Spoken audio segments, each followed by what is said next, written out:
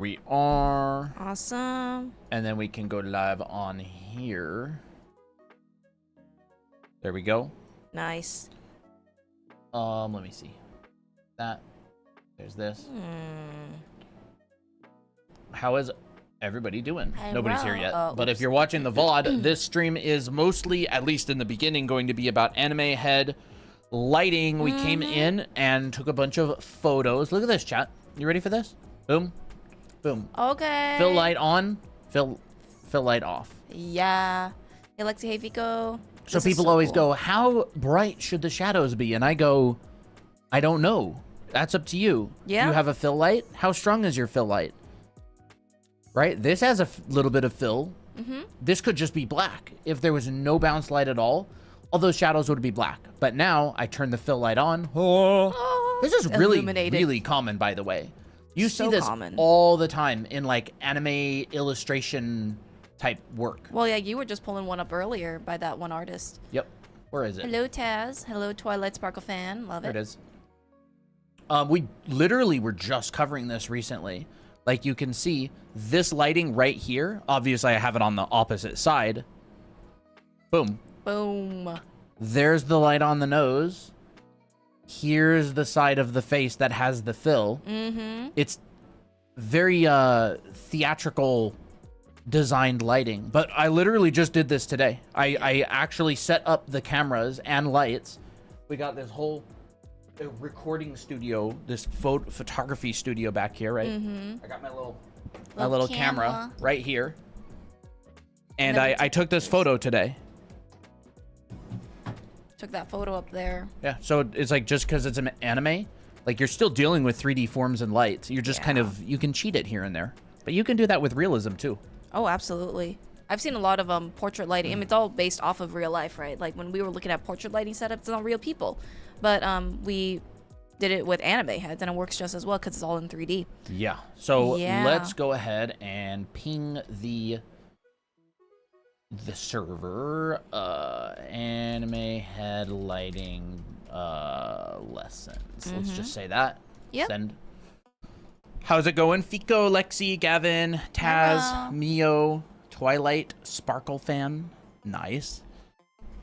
What is everybody up to?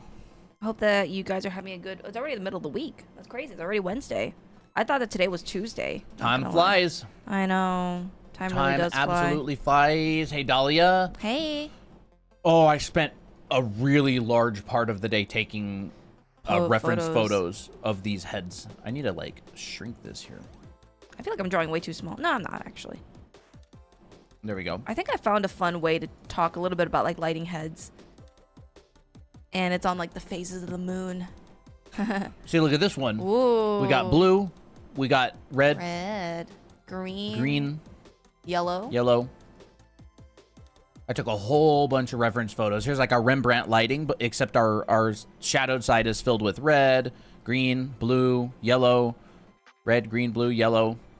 I took a whole lot of pictures today. Yeah, it looks really good. Saying? I was gonna say, one trick that you can think about is the faces of the moon. Overexposed, underexposed. Oh, yep. Yeah, that would work. Like, when I look at those photos, I'm thinking, what kind of phase of the moon is that? This looks like a crescent moon, like with a rim light, you know? I mean, obviously it's a lot more complex than that, but for me, I see this. I see a I see a crescent moon. Sometimes I'll see a quarter moon in some of these head references. It's because I see that rim. Yep. And look at this. You go, how light should I make my background? And I go, I don't know. How light do you make it? It's up to you. You can control it. That's what photographers do. You know, they'll control it. Like this one's really dark. Obviously, that's a bit overexposed in the lights. But you go, do you want there to be fill light in the background? Or do you want to block it with maybe like a little barn door on the light? Boop. Not blocked. Not blocked. Boop. Blocked. So the reason that I like the dark one more is because this head actually pops out against the background better. And then you can add a little bit of a rim light on the side in order to pop it out against the dark background. It's all photography stuff. That's cool. My anime heads are arriving on the 30th of April. Awesome. This is a nice. That is a really nice one. I really like that head model. Cute. Head thing. Are we doing color theory today? Not really. Not really. Like we can do a little bit of it, but we're mostly talking about head lighting. Yeah.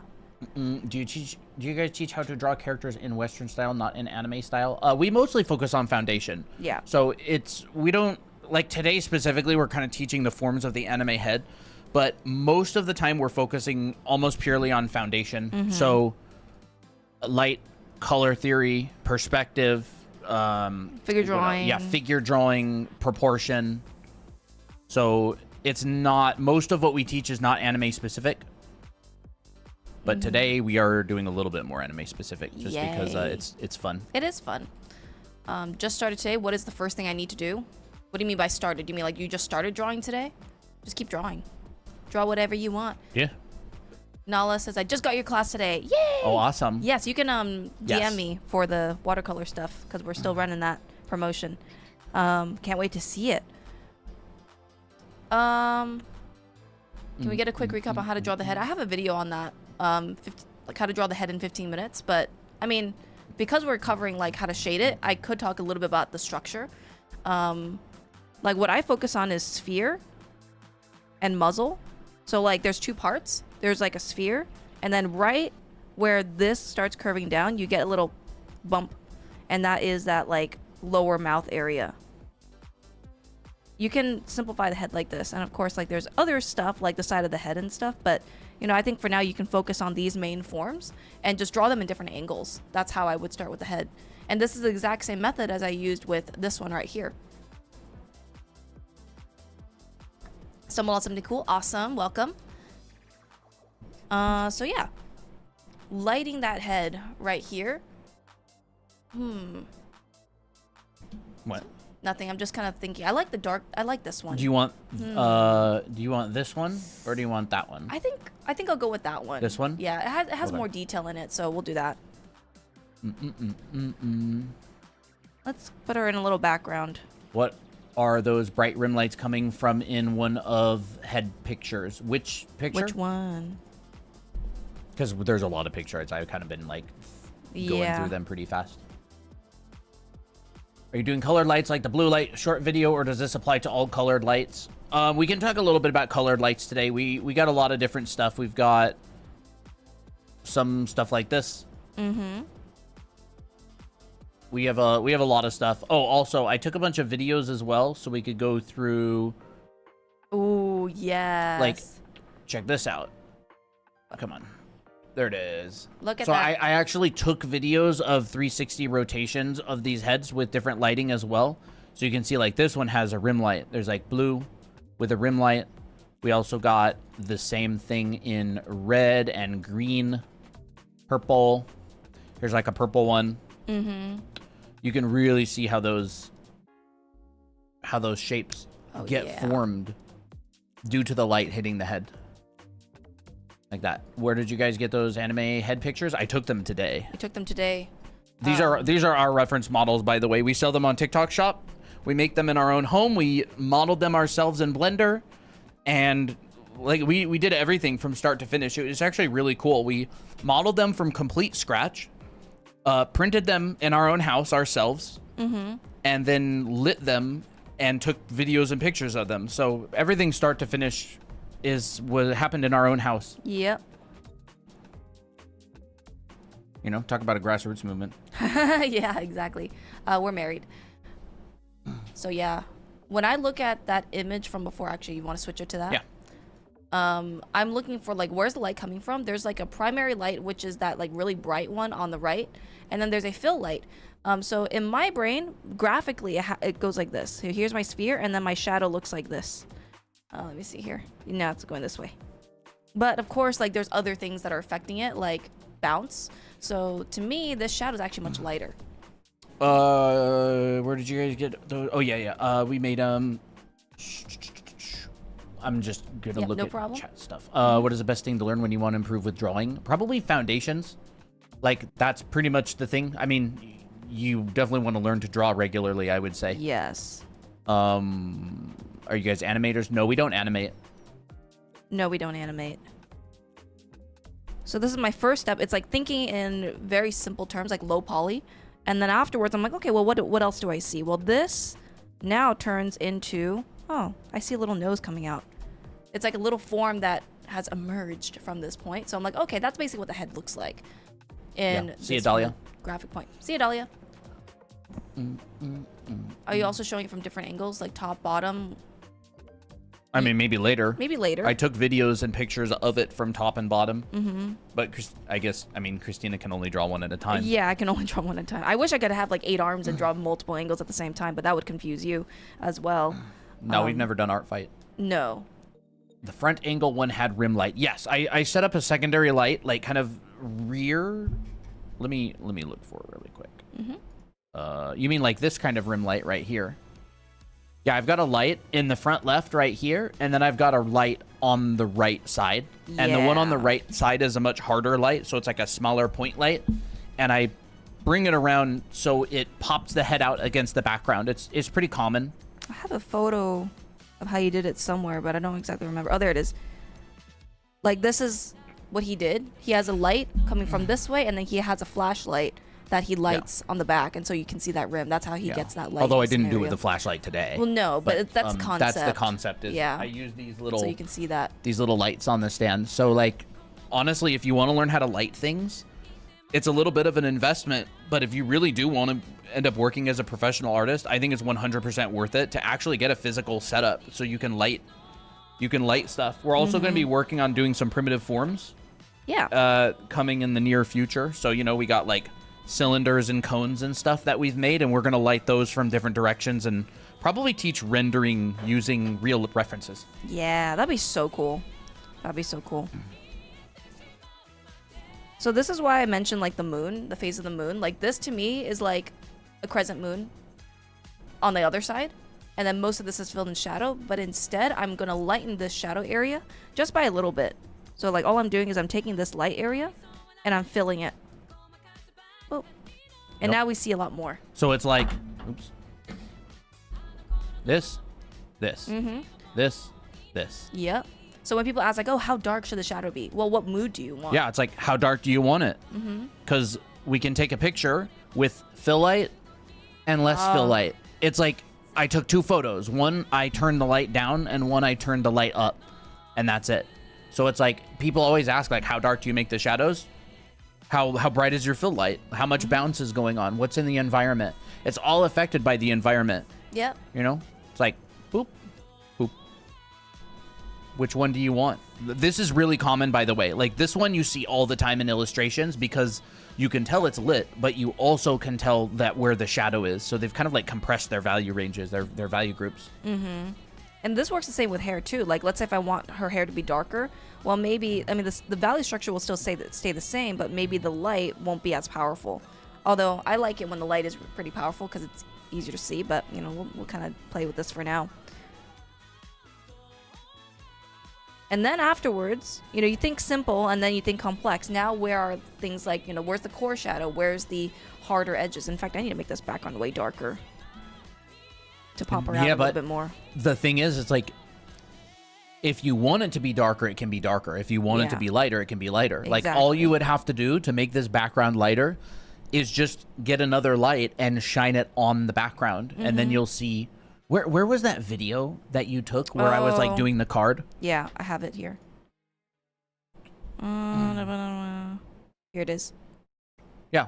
Okay. Look at this. I'll turn my reference off.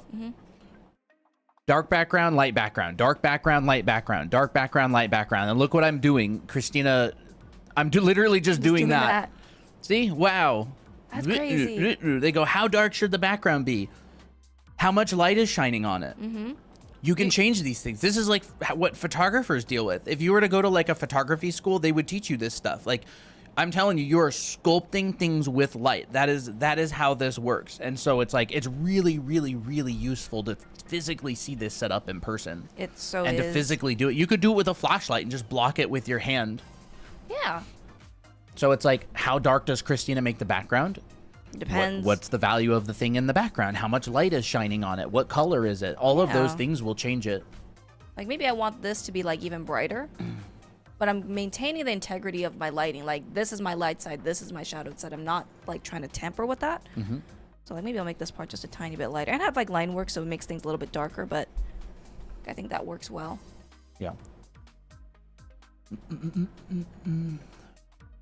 So there it is. Here's her eyes. Got something really simple. That looks really good. Let me make her neck a bit darker because I feel like it needs to be a little bit more stable. Yeah. And like, you know what you could do? What? You could set this up in real life. Ooh. How would you do that? You would just kind of close one of the doors on your lighting, on your light, the barn doors, and you would, the barn door, and you would make it so the light doesn't hit the neck. Yeah. It's like, this stuff is very, very controllable in real life. And especially as artists, you go like, well, how bright should the neck be? It's like, well, how much light is shining on it? Is it is a lot? Are you blocking it with the card? Are you blocking it? Or do you have like a soft thing that blocks it? Is the hair glowing from behind and causing a little bit of light to rest on the neck? Like, that also has variable effects. Ooh, that was very pretty. But like, all I started was this come on, undo. All I started was this concept. This, add a little piece of light, and I transfer that onto here. Because that's what you see in the image. This is really cool stuff. I'm a huge nerd about this stuff. I think it's so cool. This is not the thing that chat tends to enjoy the most, but this is the thing that I enjoy the most. I'm like, I want to do like a flip out of my chair right now. It's so cool. Like, this is so awesome. Yeah. I think it's such a cool thing, and you never really see tutorials on this kind of stuff. Very, very, very rarely. Like, here's a lower angle shot that we made. So there's that rim light. Look at that. We got a soft light in the front right here, and we've got a rim light on the right side that pops that head out against the background. Right? And as this head rotates, you can see that rim light, which you can also see on the cylinder right here, is following that head. Or it's not following, it's like tracing the contour of the head as you go around. So rim light is not a line. It like kind of creeps around the head. You can see it's like thicker right here, thinner up here, thicker right here. Why? Because as the form changes, sometimes it changes quickly, sometimes it changes slowly, the planes change, and your rim light, it's not a line. A lot of people will draw rim light as a line. They'll draw it like this. Hold on one second. I got it. I got you. Draw it like this. Yeah. Hey, Tori. How's it going? How do I deal with backgrounds that's so hard drawing and rendering places? We'll talk about that later. Sure. Now I love this stuff. Let's be nerds together. Heck yeah. Yeah, you know what's up, this is the Nezatari. coolest thing. Look at that. You get a little bit of this rim light kind of like on the nose as well as it turns. So like, look how thick this light got right here, kind of underneath of the nose. It's because it's sort of, there's this downward facing plane. You can see it here, right? Like this downward facing plane right here. Yep. Hitting that. It's the light is hitting that, but it's foreshortened. Do you have videos showing your setup for people to reference when they try setting their own up? Not at the moment. Not at the there's a moment. lot of common. You can find them like a photography setup, like a top view. I'm just doing a pretty standard like setup with little lights. Yeah, like we have like a little arm that holds like a key light. It kind of looks like this. We used a phone holder because we had that when we used to stream on the phone. You know, and then we have like a little stand for the head. We have a camera in front, so this is like pretend this is a camera. And then we have like any additional lights that we need, we just place it around the head. Like if we want a rim light, we have a light here in the back, shining it like this. Here we go. So you can find these sort of things online. They show portrait lighting setups. Like, people have been photographing and painting human faces for a very, very long time. We did not invent any of this stuff, right? So like, you can see this isn't like the full thing, a lighting guide. This one looks better to me, yeah. Yeah. So you can see like they actually show a top view of the person and where the light is set up and where the camera is. So this one is that, right? They have very, very little fill light here. There's like no bounce light coming in almost. Look, this one's like even less. See, they've blended the head in with the background. That's cool. We added a rim light in order to pop the head out, but they didn't do that. So it's like, it's totally up to you. Let's see. See? All these different lighting setups. I'm just doing this sort of stuff. It's kind of standard like photography Like, look at that one. That one's very, very, High very... key, wow. Yeah, high There's key. so many lights around it. There's bounds and stuff. Yep. Here's kind of what we're doing. Yep, that's what we're doing. And you can see this is the setup, right? They've got a light in the back that is causing the silhouette, and then they've got a light in the front filling that up. When people ask how to shade heads, they don't understand that there's actually lighting setups that a lot of people use. Yeah. So try that. Oh, that's fun. That's cool. We didn't do all these. There's a lot of these here. Yeah. Yeah, I just Googled, like, photography portrait lighting setup, and this is one of the first images that comes up on Google. What's ambient light? Ambient light? It's like the light coming from your environment, the room. In like a studio, you would control that. Yeah. Like you would decide how much light fills the environment and Yeah, stuff. it's like fill from the environment. Like it bounces off the walls and it comes in. Like we have a lot of ambient light in here, so there's very little kind of like shadows on us. Harsh shadows, yeah. It's so cool. Like we could literally set up something like this. Look at that, dude. Colored Ooh, gels. Ooh, colored jelly. gels. Ooh. Jelly style for photography. That's cool. I have an iPad Air M3, but I'm not sure whether I should get a graphics tablet for my computer, like the XP Pen. That's totally up to you. If you feel like you need one, then get it. If it's within your budget and you know that you'll use it, then try it out. Doesn't hurt. Yeah. I mean, if you want to draw sitting at your computer and try other stuff like Clip Studio or Photoshop or Krita, then it might be worth trying. It's really based on your own individual circumstances. Like I can't say it is or it isn't a good idea because for some people it would be and for other people it would not be. Little studies that I like to do is I'll just map out my lights and my darks. Like I'll get those references and then I'll see what's my light, where's my dark, and I'm only going to shade that in. And what shapes do I see? Oh, that one's a really cool one. Whoa, look at how the light moves. What are the brushes and settings? Is it normal something I need to buy? You can get our brush for free on our profile, but this is my pressure curve. I don't really touch it very much, but this is what my pressure curve looks like. This is just so that I can, when I press, I don't have to press as hard to get really dark darks. So that's my pressure curve and my stabilization. And everything else I don't really touch. Just make sure that your pen has like pen pressure and stuff, and you're good.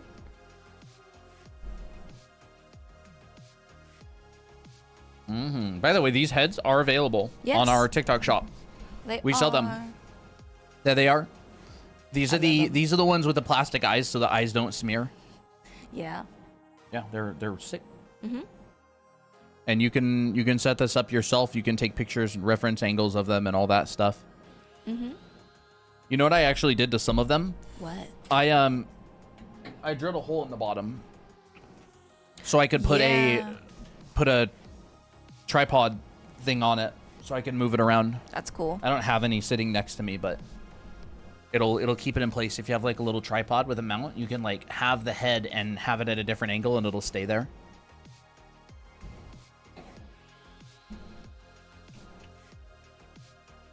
Let's see.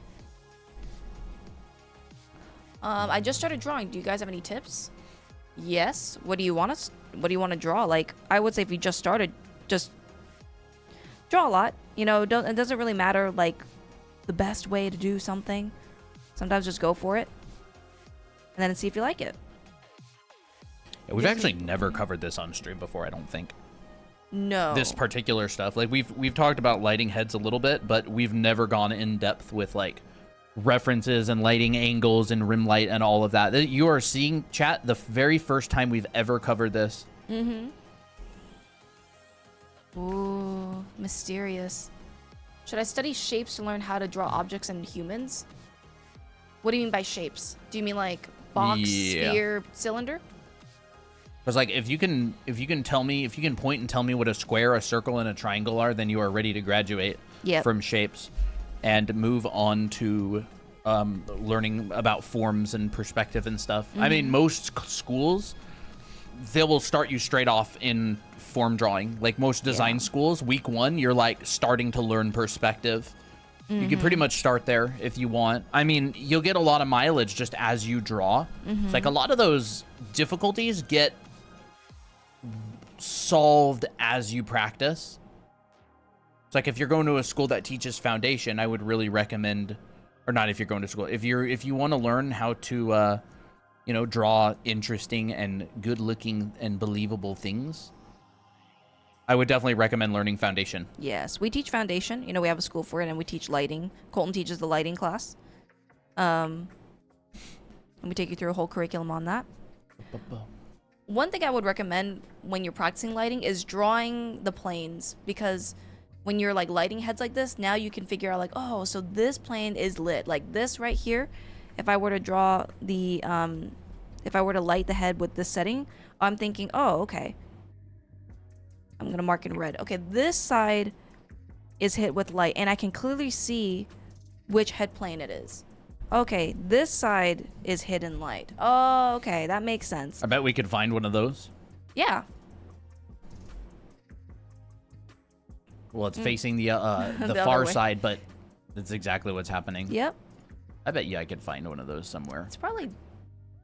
I don't know if you have a video, but I know you have a few pictures. Oh, yeah, that's exactly it. There we go. Yep. I mean, obviously, this one's facing right. Christina's is facing left, but the same planes are being hit, right? Yep. There's the plane of the nose that's being hit. There's the side of the head that's being hit. And then all this is in shadow, or for the most part. I mean, maybe excluding a little bit of, like, the rim. So, like, you can color code or label, like, the areas that you see that are lit or in shadow, and then that would help. Yeah. Jay, I need that head model. You can get them. Yeah, you can. We sell them on our TikTok shop. We make them here in our home, and we ship them out from our home, and you can get them on our TikTok shop if you're in the States and you have TikTok shop. These are available. These actual, these right here, these literal things, these cute little anime head. We've been thinking about making larger ones. Chat, what do you think about big boy, bigger heads like that? What do you think about that? You got mine. They're awesome. Awesome. Nice. Congrats. Yes, please. Hey, Fox, how's it going?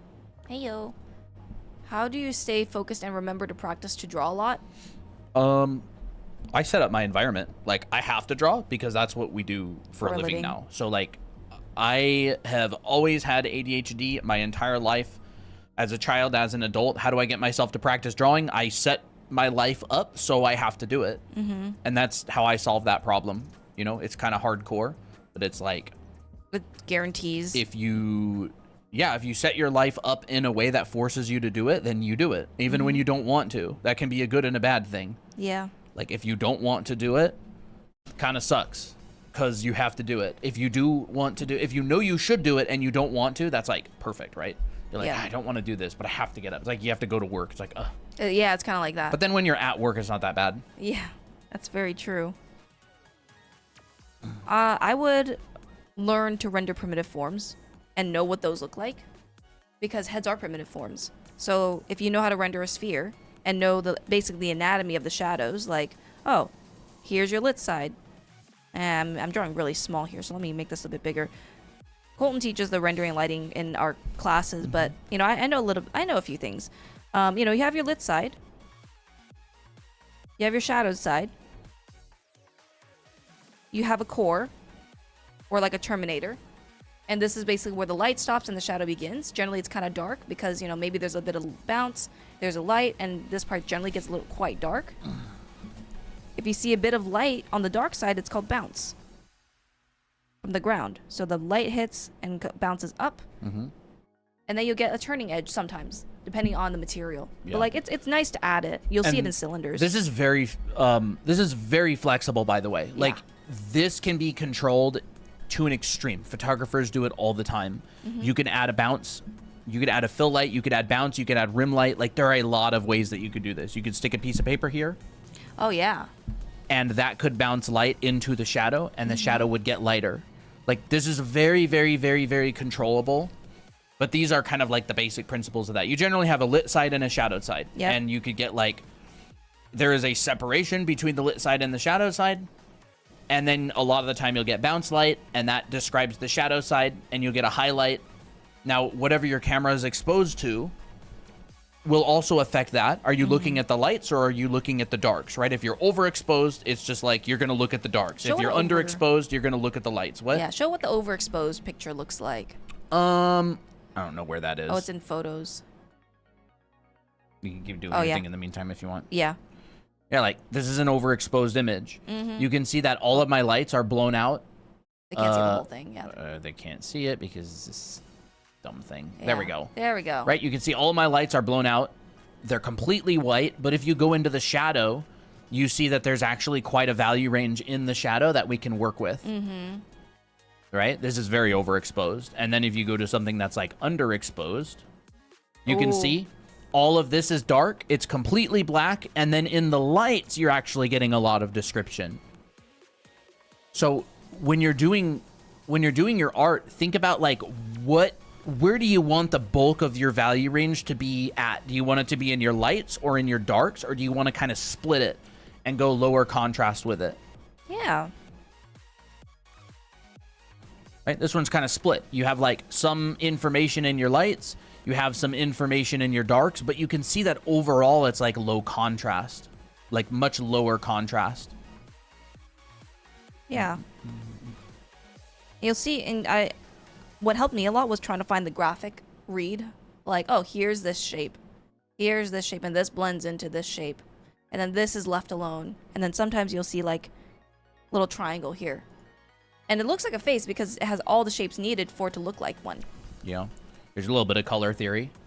Oh, yep. Look at these orange lines. Oh, When the red light yes. shines on them, they're neutralized. When the green light shines on them, they turn black. Whoa. You can see it in the eyes too. Look, red light, green light. Red light, green light. Doesn't anime have cell shading though? Yeah. Look at this. Yeah. Yeah, I mean, if just you're doing like simplifying. animation. If you're doing animation, it's just light and dark. And then however light or dark you want it depends on you. How do you draw the head so easy and quick? I've drawn millions of heads at this point. That's literally lot of all heads. that's, I mean, if you look at all of our files, like, here's another head. Here's another head. Oh, you wouldn't Here's even be able to heads, count them. I There's would so not be able to many. count. I've drawn heads like basically all my life. So that's how I can do it so easily. What is the first thing to practice shading people, bodies, or objects? Wait, where is that? On What is the TikTok. first thing to practice shading people, bodies, or objects? We have to be able to draw the objects in order to shade them. Yeah. So I would say the first thing is to be able to draw those objects. So, you know, a circle, or not a circle, a cylinder, a sphere, a box, a cone, primitive forms. If you can't draw them, you can't shade them because, you know, shading is drawing plus extra. Yep. So if you can't draw a sphere, if you can't draw a cylinder, if you can't draw a cone or a box, it's very, very difficult to shade them because how would you shade something that's fundamentally not correct? And then you could take like a lighting class, learn about the lit side, shadowed side, calculating cast shadows if you want. You could take like a rendering class. You don't need to be a huge nerd about rendering and lighting in order to be able to do it, like the basics. But it does help to take a lighting Yes. class. Like I teach that in my class. If you want to. Yeah, sure. know No, that. there we go. I teach this in my class. I teach the dimensional drawing class, which is like the how to draw it, and then I teach the It's like, class this is the how to draw on. it. Well, you can show the rendering part. Oh, sure. And then I teach the how to shade it and how to light it. So like, you know, this stuff. That's calculating cast shadows.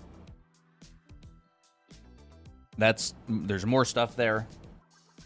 You know, coloring, lighting, turning it into stuff. Like these are all just blocks stacked, but it turns into a bedroom because it's in the shape of what would be found in a bedroom. Yep. Will you stream again later? It's not like we're never planning on streaming again. What Right. do you mean by later? Yeah, so this is the stuff that he does. All this applies to materials as well. Like, I mean, if you look closely at this is basically like a modified box with like a bunch of shapes in it. Yeah, different planes And different shapes planes. and Yeah. Like, he knows the form of grass. Like, what does that look like? Oh, they kind of feather up here. You're shading it like a sphere, but you're adding some texture in the core, adding Yeah. some flowers around it. Applies to a lot of stuff. Oh, yep. There it is. there's barbed wire wrapped around wood. Yeah, that's cool. That's So a it's cool like you sphere. get cast shadows from the barbed wire, you get specular highlights on the metal. The wood is rendered a little bit more matte. And as you go around, you get cores. And then you move on to more stuff, complicated stuff like backgrounds, but they're all like this could be simplified as a pyramid or like a box of some sort. Yeah. Right? But anyways, that's my class in our Anime Art School. You can check it out here. Take a screenshot of this if you want to check it out. It's going to be the yellow button. It says Anime Art School. You can go read all about it and see what it's all about there. It's like a year-long program. It's a foundation school. But otherwise, we're focusing on heads today. Yes. Heads today. Do you do reviews on drawings? Nope. No. No, we're not going to do any bodies right now. Just heads today. So when I'm looking at this reference, you can show it on there if you want. I'm looking. I gotta go to the bathroom. Yeah, no problem. I'm thinking, okay, this is a sphere that is being lit from the top. So from the sphere that's lit from the top looks like this: light, shadow, and you can clearly see it on the model right here. And then you have another piece that is like of the muzzle, which comes out like a little shelf, and so that side gets lit. So now you're combining the forms. You got shadow, then you got light because that is coming out towards the light from the top, and then you have another side that's in shadow. So this is what I think about when you shade heads. When I shade heads, I think this sphere plus that muzzle, and then I don't know, like you kind of just soften those edges. So when I draw this, I'm thinking, okay, soft core, wrap it around the sphere. In fact, let me just do this whole thing in shadow. It's easier. All of this in shadow. But of course, we have some nuance. So, like, let's add in that piece for the nose, because the cheek comes out and the nose comes out. And that creates this shape. And when you have light and shadow, your brain automatically can tell that this is form. Ooh, look at that. Barely need to do anything at all. How do you make a grayscale in Procreate? What do you mean by that? Do you mean like how to make a grayscale filter? You want me to get a better picture of this kind of lighting? No, I think that one, it looks good. This is butterfly lighting, I think. So, yeah, probably more yeah, so. it's fine. There's not enough ridge underneath of a nose in order to get like a really good butterfly lighting. Yeah, but you can actually see it in the male if you turn into the next page. That one, you can see that butterfly shape. Yeah, this is like very, very flat lighting right here. You can see there's like no form description or except around the edge. Oh yeah, I don't know if you're here, Fox or Lau, whoever was here back when we talked about the front lighting with Ariel Perez's work. You remember when we went over the questions about like art style breakdowns? This is that lighting. See, the front is flat and the sides have shading around them because the light is coming from the front. It kind of wraps the form. The light wraps around the form. I can probably find that example. Do you mess with the opacity of the brush or the settings? No, I don't mess with it. Applejack is going to town. He is going to town. I'll mention the grayscale thing real quick on Procreate.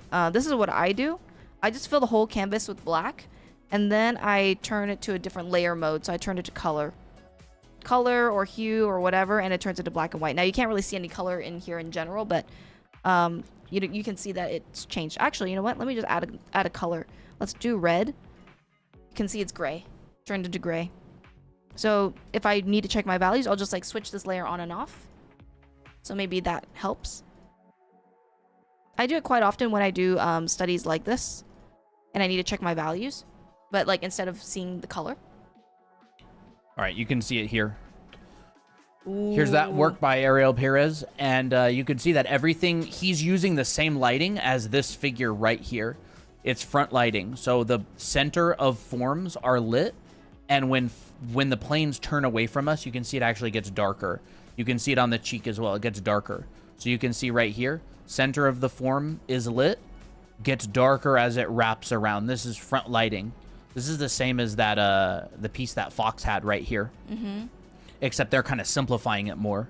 This is like front lighting, right? You can see the shadow is kind of right here. So the light is like mostly in front of this character. Like this little demo that I did, right? You get your highlight in the middle. This is a matte figure, so there isn't really much of a highlight. You can see little highlights on the nose right here. Very tiny.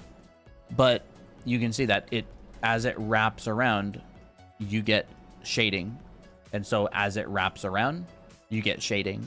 So once you understand these principles, it'll really, really, really help when you're breaking things down and looking at other people's artwork. This is the fundamentals, right? Like, this is the language that these artists are speaking. If you speak the language, you can decode what they're doing. This is this artist, by the way. You can take a screenshot of that. And then this is the other artist right here.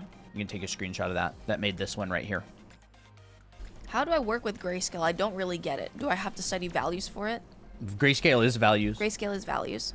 I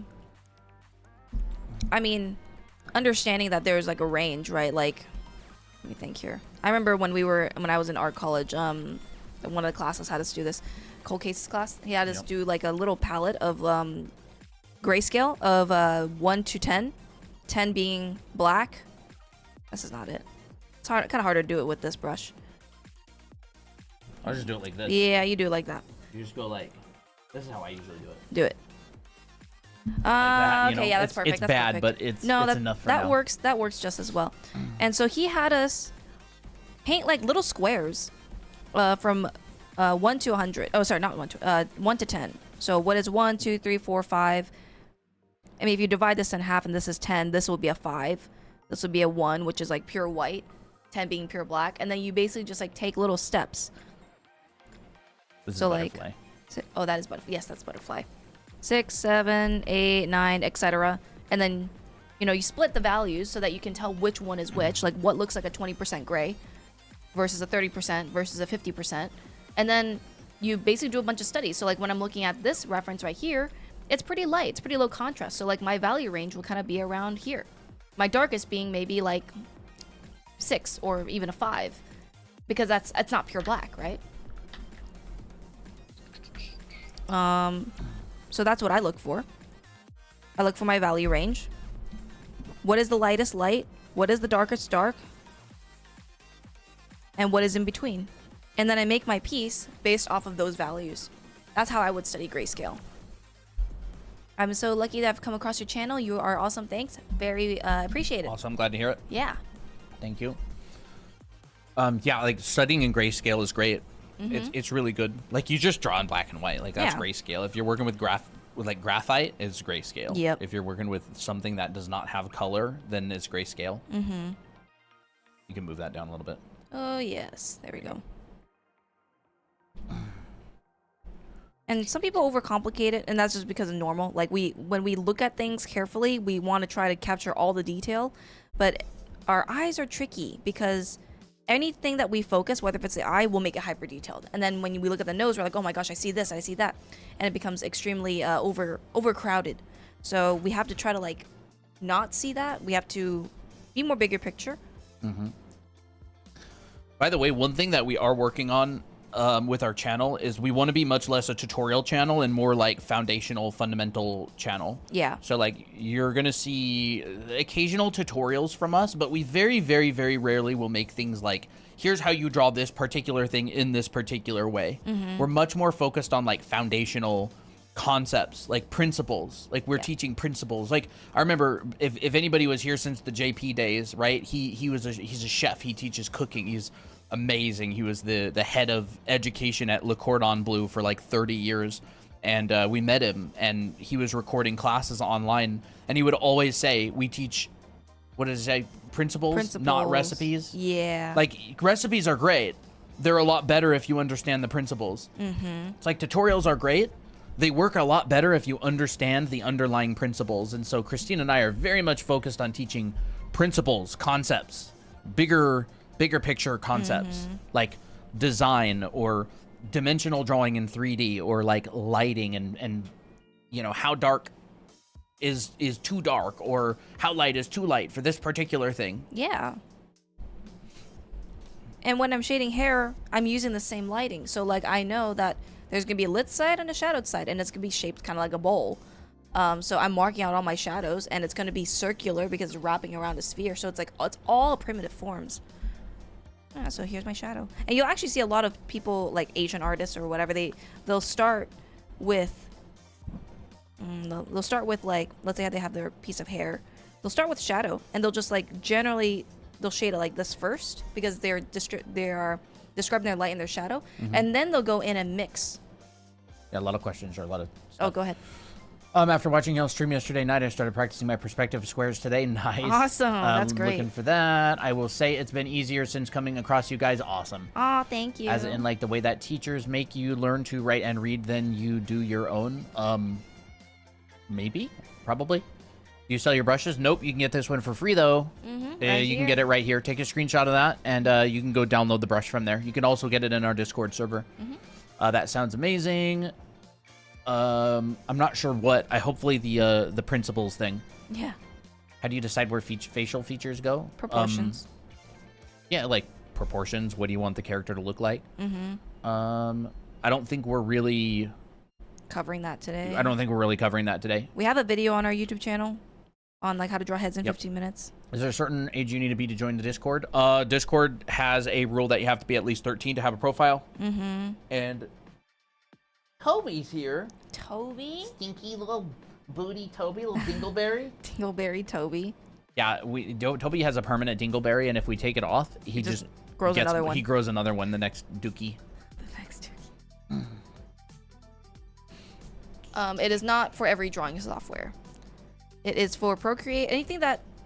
What is this? What is this? It is for Procreate, Photoshop, and Clip Studio. That's so random. What is this? It says, your live contains themes that some may find uncomfortable and has been restricted. Reason, harassment and bullying. What? I guess us being mean to Toby's little dingleberries is, what is TikTok that? has decided that they don't like it. Oh my gosh. What? That's the first. That's a first. That is funny. Someone probably reported your live. More likely, TikTok's busted AI decides that it happens. It happens a lot. Yeah. But maybe, I don't know. I don't know who's out there scrolling by. So we're restricted for 10 minutes. Oh. Well, let's hope that doesn't cook us. Maybe the word got flagged. Probably. TikTok's incredibly inconsistent with our enforcement of things. They're very, very inconsistent. Yeah. If that is one thing that is consistent about TikTok, it is that it is inconsistent. Yeah. Yeah, so when I think about this, I think, oh, this is gonna be shaded like a box. That's what the point. So it's like a little triangular prism. So like, depending on where my light is, let's say my light is here, this will be my lit side, my lightest side. This will probably be my darkest, and this will probably be my medium. But of course, this turns into this, where it's slightly curved, and it will still be shaded the same way, because there's edges. But maybe there's like some gradients here and there. So it's like a little cycle. Start from here to here, and then goes back to here. I'm starting college in about 3 months, and I'm majoring in concept art. Nice. Nice. Cute little demos here so far. Stop bullying the cat, they said. He left. He's not He even left. here. I guess he was bullied. He was bullied right out of the room. He like sniffed something and walked off. What canvas size should I use for doing a bunch of sketches like you guys are doing? This is 5,000 by 6,000 pixels. Yeah, it's whatever you want, whatever you're comfortable working on. Pretty much everything we do is 5 by 6K. Does the muzzle also translate to semi-realistic drawings? Yeah. Oh yeah, Yeah, I mean, it does. You're just making a more complicated muzzle. Like, yeah, I mean, if you want to look at like a more realistic head, like an Asaro head, for example, that has the muzzle as well. Now we have another kitty here, Applejack. Are we Yeah. gonna bully you out of the room too? I'll give you a little bit of an epiphany. Anime is also semi-realism. Because it is based off of realism, and it's not exactly real, but kind of real. But if you want something that's more realistic, you know, I would say add more. Like, more jawline, more planes of the face. Like, I mean, your best bet with drawing anime faces better is learning these head planes. So when I'm drawing this one, I'm still thinking muzzle. But, like, instead maybe it has a little bit more planes. Like, I'm describing more of this right in here. And maybe I'm describing more of the side. So, like, when I'm drawing a line through it, I'm looking at this. So, transfer from here to here, dips a little bit to here to here. Applejack's here. Applejack. He's not facing the camera. He looks like a raccoon. Baby! Baby Jack, how are you? What? No idea. Oh, this one. Oh. How do you deal with bounce light? What do you mean by how do you deal with bounce light? Do you mean like how does bounce light work? Dealing with bounce light, like I would really recommend you first separate your light and dark, your shadow and your light, and then the bounce light would still stay within the shadows, but it would be lighter in the shadows. Yeah. If you want something to look good, you generally want to keep your lights and dark separated. It's all about like the design of it. Let's see, That one. like this one. Yeah, that has bounce light on This it. has like a lot of bounce light coming up. Yeah. And you also put a card on Yep. on the side. So like here, Yeah. boom, bounce light, no They- bounce. Oh, they can't see that. Oh, they did not know that. Right, bounce. That's not right. No bounce. But it depends how close the card is. Like I could have anywhere between this and that. This could be black. If there's no bounce light coming from anywhere, then this shadowed side of the face would be black. Mm-hmm. But you can see there's a card. So like I've literally taken this little card here and I've gone zoop, zoop, Yeah. like that. This is with no card, with a card. And then it looks like this, right? I always go the wrong way. No card, card. No card, card. But my lights and darks are still separated. I did a $4 commission for designing someone's OC. Am I undercharging? Do you feel undercharged? It depends how fast you did the commission. Well, first time learning about the muzzle. Yeah. We were just kind of devising ways to break down the head even more. So like sometimes the muzzle could look like this. Other Bounce times, light generally is in the shadow family. yeah, it's in the shadow family because it's not as powerful as my light, as Yeah. the light. The bounce light is never going to be as powerful or anywhere near as powerful as the light itself. Sometimes people would notice the bounce light too much that they would make it too powerful and it will turn into a light source. So that's what tends to happen when you make it too muddy. I would say it's probably undercharging, but if it took you 4 minutes, you're making $60 an hour. So, Yeah, I mean- you know, it just, I don't know enough details, but like $4 for a commission that's rendered and everything, it's probably pretty undercharged. I'd say you're basically making nothing, in my opinion. I mean, But it depends on, it depends how long it took you. Depends how If it long took it you took 2 you. minutes, you'd be making $120 an hour. you know, that's a really good point. It's perspective. Yeah, if you took 4 or 5 hours on it, I would say you probably pretty undercharged. Let's see.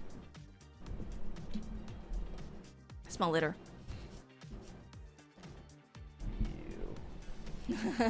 Guilty. Him. Guilty. Guilty as charged.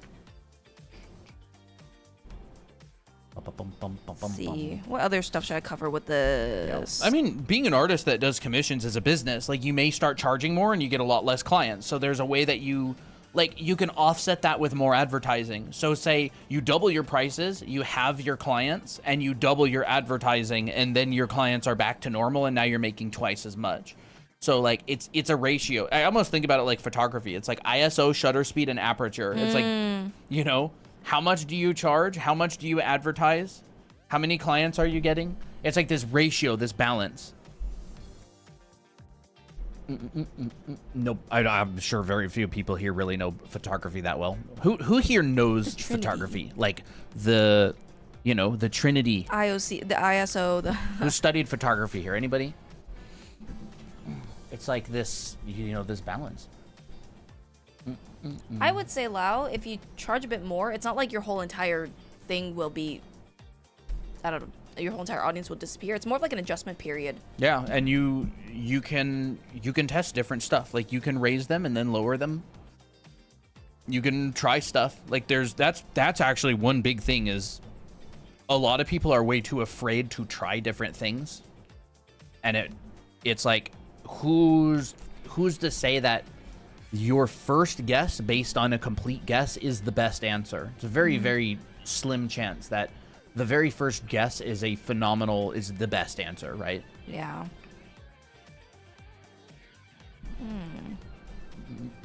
So these lines that I put in here, this is, I'm just describing that shelf piece. Like, it comes out and then down. So I would recommend that when you're drawing these heads from different angles, like, draw these wrapping lines. That helps so much. What people do is they'll go like this. They'll try to draw a head like that. And then they'll go like, oh, well, you know, I think kind of looks like this. You know, maybe the ears like that. And the chin's like this. But, like, you got no idea of what form what's the form doing. So I would recommend drawing those form lines, even if it looks ugly. You're doing it to practice.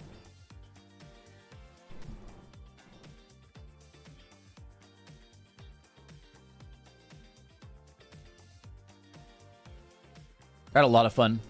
I spent like the whole day today doing a photo shoot of these anime heads. They look really good. You can see the orange is completely neutralized. Black. Mm-hmm. The lines, dude. Well, yeah. Look at that. It's because the same color is bouncing back.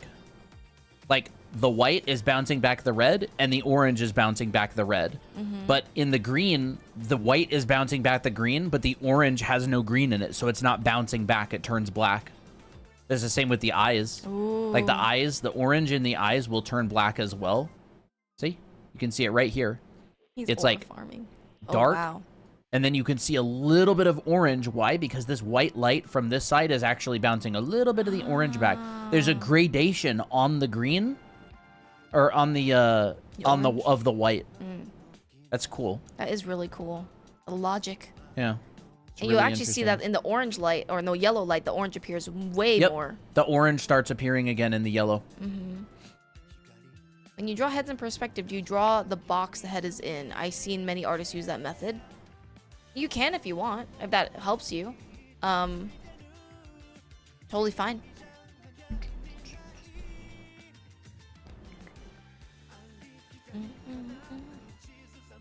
guys are so helpful. I finally drew a head. Awesome. Keep doing it. Don't forget it. I would say when you finally draw a head, keep doing it, so you don't forget how to do it. You know, look at that. Red light, orange bounces back. Watch. The blue light. You barely see it at all. Oh it turned. It's actually darker than the gray. Yeah. Is that the most interesting thing? Weird. And then look, white light. You can see the orange again. Mm-hmm. The blue light doesn't have orange in it, or I should say, the orange doesn't bounce back the blue light. That's why it turns black. You can see colors because they bounce. If it doesn't bounce, you don't see the color. So interesting. Yeah. I'm witnessing interesting technique. Well, thank you. Interesting. So, like, for anybody who wants to study color theory, get a color changing light bulb and get a Rubik's Cube, actually. Get a color changing light bulb and get a Rubik's Cube and see what sides you can see when you change the color light bulb. Yeah. That's, like, super interesting to me. You know, actually, another great way to shade heads is kind of drawing the head in different steps. So, like, rather than drawing the sphere, you can break the sphere down into different, like, I don't know, lesser sides. Because, like, with a sphere or, like, a cylinder, there's a lot of sides that create smoothness. But when you turn when you turn the detail down, you end up getting this boop, boop, boop, segmented sections. So what do we want to cover now? Do you want to continue your thing? What were you? Which one was it? I was doing that one. Or that one? Wait, it must have been a different one. Was it? No, it was that one. It was? Yeah. Okay.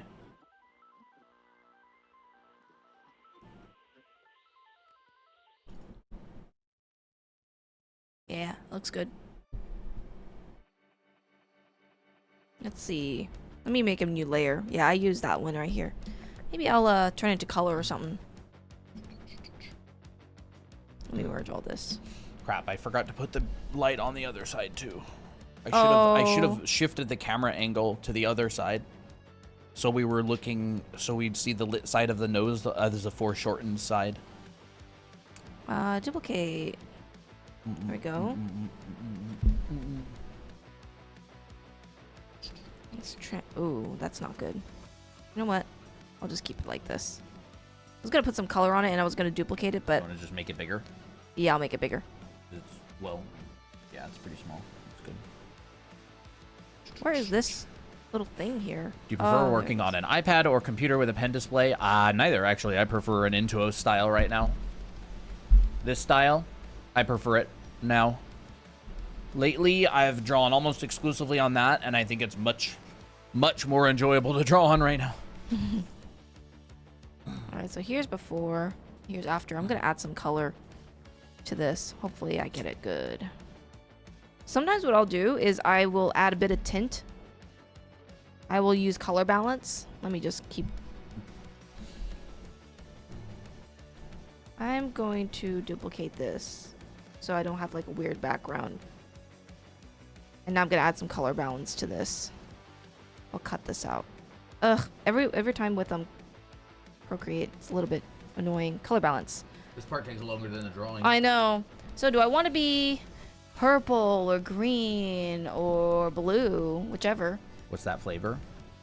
I can't tell you on TikTok. It's not the safest. I feel like we'll go with purple. Purple's cute. So I have my like little starting point, which is just this purple tone. And you'll actually notice that when there's like black, the color's being absorbed. So that's why you won't see any like purple tint in here. But instead, if you have like a lot of variation in your values, you'll see the purple. Yeah, look at that. Oh, I guess we kind of do have like the far side. Oh yeah, kind of the far side, yeah. Like that one right there. Yeah, you can see that foreshortened side right there is the one that the light is hitting. Mm-hmm. As opposed to the last one, which is this, right? So the side of the nose that we can see more of is the one that's lit in this one. And the side of the nose that we can see less of is the one that's lit in this one. And so on the one that's facing us, it kind of turns into like a little triangle. Yeah. It's like You're not showing your screen, by the way. Oh, okay. It's like this, right? It's kind of like that. This is like the lit side of the nose. But when the nose faces away from us, the lit side, it actually kind of turns into like this little bit of like a moon shape. It's kind of like... Yeah, crescent moon. Like that. So, you know, this one faces us. And like, here's the nose, right? And this one faces away from us. And here's the nose. So like on this side, it would be that little like triangle shape right there. Mm-hmm. So be very aware of these things that change a lot. Absolutely. What about gradient maps? I don't use gradient maps personally, so I don't really know how to use them. What about them? Yeah, what about them? They're certainly useful. You know, since I have a bit of purple light, I still want to see a little bit of skin tone, so I'm going to warm this up. I'm still going to use this as a base. I'm going to keep my values very restrained. So I'm just going to add a tint of this right here. So now this feels more like skin tone because we can see more pink tones, warmer tones. The light, you know, maybe we'll kind of give it more of like a warmer tone. It's going to be pretty bright. We'll do that. Can't really see the difference. Looks like TikTok turned back on our oh, nice. Our stream. Thank you for the follows, everybody. Appreciate it. Thank you. This is lots of fun. Maybe we should say a bad word to get them to turn it off, and then it turns back on again, and it gets like refreshed. That's not a bad idea. To add color to the grayscale, you just add color on top if it's a low opacity. All I did was I just put in some color balance to tint it to give me a starting point, and then I kind of manually change my colors later, if that makes sense. So like what I did just now was I turned it purple, and then to make it more like flesh, I just added more warmer tones but kept the values similar. So like all I did was I added a slightly warmer tone like in the oranges and just lightly brushed that color on top. But like it still has that purple tinge. It's almost like, think of it like an underpainting. Like the color still peeks through a little bit. Poppy's up here, that's a first. Why are you sniffing my drink? And so now this feels more lively. And then I can decide, well, this is my shadows now. Because I've designated that color as the shadow. And you actually see that this color does not look like that at all. It looks more orange in here. But that's just color relativity, right? And then I'm going to designate another color for my lights. So I'm going to decide it's going to be like this brighter yellow, maybe more like an orangish yellow. And if the light is light enough, it will still look good. Let's make it a little bit more desaturated. There we go. Kind of want it more desaturated. And so now, like with the color, if you have the values, the color is more up to you. Because like if my values read correctly, everything goes smoothly. Here's my ear. Oop, I need to color this in. How did you add the purple lip grayscale? She just did a little bit of a color balance. Yep, I just did color balance. So in Procreate, it is, I don't know what it is in Procreate, but in Photoshop, it's Control B. Yeah, and it's in adjustments. Oh, I can't see it on here, but it will be labeled color balance. And then all I did was this color balance, pushing it like that. So like you can see that it's tinting it. I would not rely on this as like, oh, my colors are completely solved because I'm still editing it. So like all I did was I just decided, oh, do I want more pink or do I want more like of a different color? So I decided to choose this kind of purplish pink. And then I'm like, okay, I'm going to use this as a base, change the colors later. But it gives me a better starting point than just trying to pick a color and just plant it on here. Like this feels harder to me than just tinting it, in my opinion. Love watching educational art content. Thank Awesome. you. Yeah. How did you get those 3D model faces? We made them ourselves. We did. And we actually have them available on TikTok Shop. So if you want to buy some, they're up on our TikTok Shop. There's a male and a female. It comes with both of them. Yep. I don't know where the male one is. I don't know where the male one went either. Somewhere. Oh, okay, great. So yeah, this is what the male looks like. This is what the female one looks like. And we do a lot of studies with these to help with drawing anime heads and painting them. Look at that nice turnaround. Oh, so good. How many streams do you think you both have done? Oh, I don't know. I don't know. We've been streaming for almost 2 years. We stream probably an average of like 4 times a week. So I don't know. You could count. Well, we started streaming a pretty long time before we started streaming on our YouTube channel. So we streamed on TikTok for a while before we streamed on YouTube, but we have a couple hundred streams on YouTube. Yep. So I want to add a bit of white in the eyes. I'm keeping my value range like really limited. Hair like down, I'm not. Miki. Yeah, hair down, Miki. We'll do that. I'm not going crazy white. You know, this is what people do. Is they'll go like this, crazy values. They'll see bounce and then they'll do this. Oh, I see bounce, in here, and then I see like really darks. You know, in here. I gotta put that in because I'm really focused on it. And then you get something that's really muddy. So I'm trying to get a very delicate balance here so that we can still see the image, but it's not like overpowering us. Everything with art is almost like, it's like cooking. Don't want it too salty, don't want it too sweet, you want it just right. And that depends on personal preference. But like maybe the light is just a tiny bit lighter, but it's not taking away from it. Let's add, because this is a purple light, maybe the purple will actually show a lot more. So I'm going to go for more of a violet right in here, because it's Miki after all, she has purple eyes. So purple reflects back purple, because it's literally that, right? We have purple light on here. We do. I did do a couple with purple light. Here's one. I should do more. Yeah.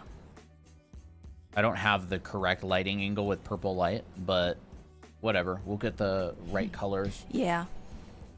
The flavor triangle of art. Yes, exactly. Not too purple, not too green. I don't know. That's how I think about it. Yeah. It's a real life model face. Yes. Yeah. Well, Real life. we sculpted it in Blender and then we 3D print them. And so this is what it looks like. I love these so much. These are photos and videos I took today of these heads that we're holding in our hands. I literally took the photos of those. Like, that's cool. This to me has got some really cool rim light on it. Yeah. Oh, it's so beautiful. That's really neat. Do you prefer working on an iPad or computer with a pen display? It depends on the situation.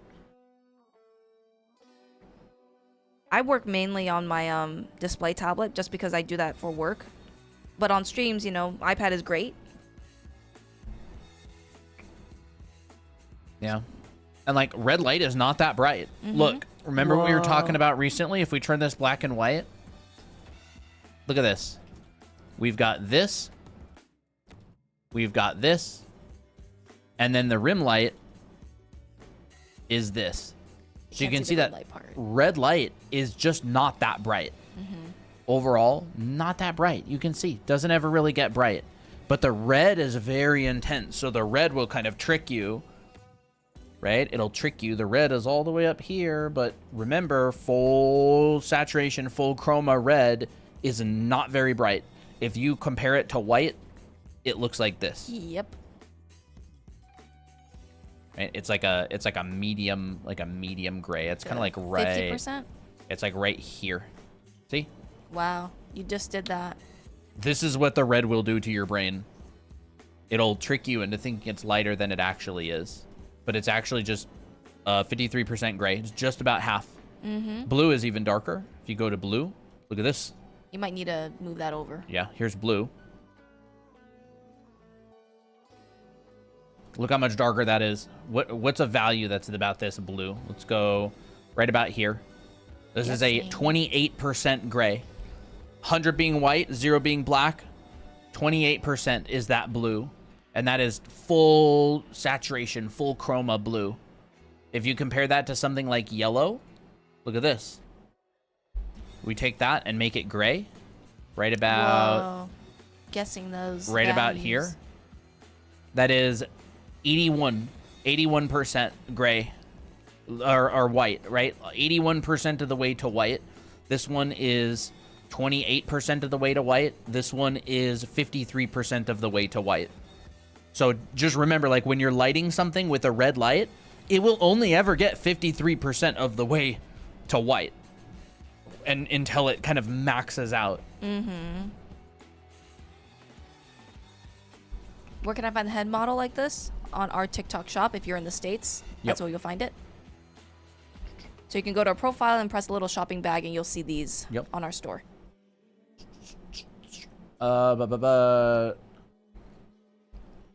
love to draw. Can't draw what I want to. I'm only able to draw what I see. Any tips? Like you learn how to do that through foundations. So like you have to learn foundations, and yeah, like Imagine If Realism by James Gurney is really good. He makes his own plaster models. I've studied that book a lot. It's very good. He always talks about how he didn't like the fact that art schools taught you to draw from observation. He wanted to make his own worlds, and he ended up making like Dinotopia and stuff, you know. So inspiring. I really like that book because he's super old school. He makes his own like plaster casts and models and references for himself to be able to draw things from imagination. It's kind of what inspired me to start wanting to build these types of heads and models and set up physical lighting situations and stuff.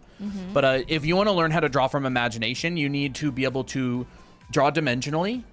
You need to build your visual library and your ability to draw from observation, because you need to know what things look like. And if you want to light it and paint it, you'll need to learn the, the basics of rendering and color theory and all of that. Materials. It's a process. Like drawing from imagination is hard. You don't just have some people who can do it. Yeah. You have some people who have practiced and trained to do it. Ooh. Add a little rim light on that cowlick to pop it out. Cute. It is cute. And then to make this part a little bit more visible, I'm going to add like a little secondary highlight just because I feel like I can. It would be crazy if we had an online art school. You're right, Gizmo. Yeah, I know. Totally forgot. Right here. Yes, we teach you to draw from imagination. We have a foundation school online, and we take you through the basics: perspective, figure drawing and anatomy, how to draw in 3D, color theory, lighting, calculating cast shadows. It's like a really hardcore foundation school. Yep. If you do want to learn to draw from imagination, we teach a lot of that. Yeah, this is just some It's examples. a big year-long program. Yep. How to draw backgrounds. That's from some of the imagination. stuff from my class. Yep.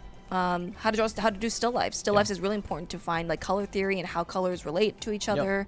Drawing from imagination starts with drawing from observation, because you have to know what things look like. Exactly. I teach the anatomy class and the clothing class, so like this is stuff that you learn, right?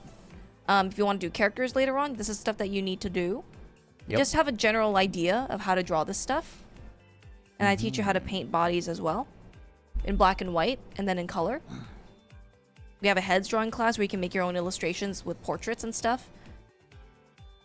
And then clothing, I teach you how to draw and paint clothes. All of this is just to help you to have better tools in the future so that you can actually tackle your own illustrations. Yeah. From start to finish. Drawing from imagination is what I did professionally. I made a living off of it for a long time. I was a concept artist. This is what my work looks like. These are all from imagination. Like, I made these up. They didn't exist. Yep. This kind of stuff. Concept Ooh. art for more realistic stuff. A little bit more stylized, but still relatively realistic. This kind of stuff. Like, this boat doesn't exist. This fish doesn't exist. I made it up. The placement of all these objects and lights, they don't exist. Like, they're all made up.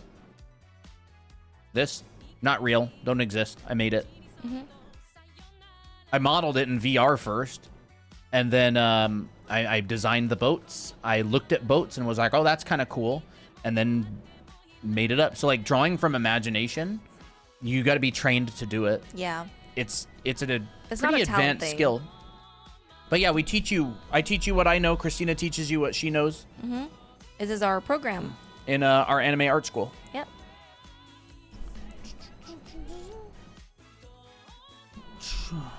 Do you ever Blender your scenes and then use that? Yeah, I've worked in Blender a lot. I haven't used Blender for a little while, but yeah, Blender's great. I've used it. My brother, he's a concept artist. He uses almost exclusively Blender for what he does. I haven't used Blender in a couple years. We modeled these heads in Blender as well. I sculpted this one.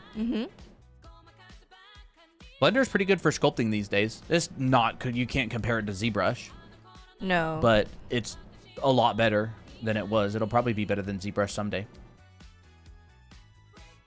Add a little bit of extra light. I want this to pop out from the background. You're gonna stream about color theory? Sometime, yes. Sometime, yeah. We do quite a lot of color theory streams. How many years have you been drawing? I got my first professional job in 2016. Ooh. And I was drawing for years before that. And pretty much my whole childhood I drew. I drew my whole childhood as well. And I started practicing fundamentals, later on, like 2016. What is Blender? It's a free 3D art program that you can download on your computer. It's totally free. You'll never have to pay for it. And it's very powerful. It's kind of like Maya or 3ds Max. You can animate, you can draw, you can 3D model, you can render. You can basically do anything in it. You could practically treat it like Photoshop.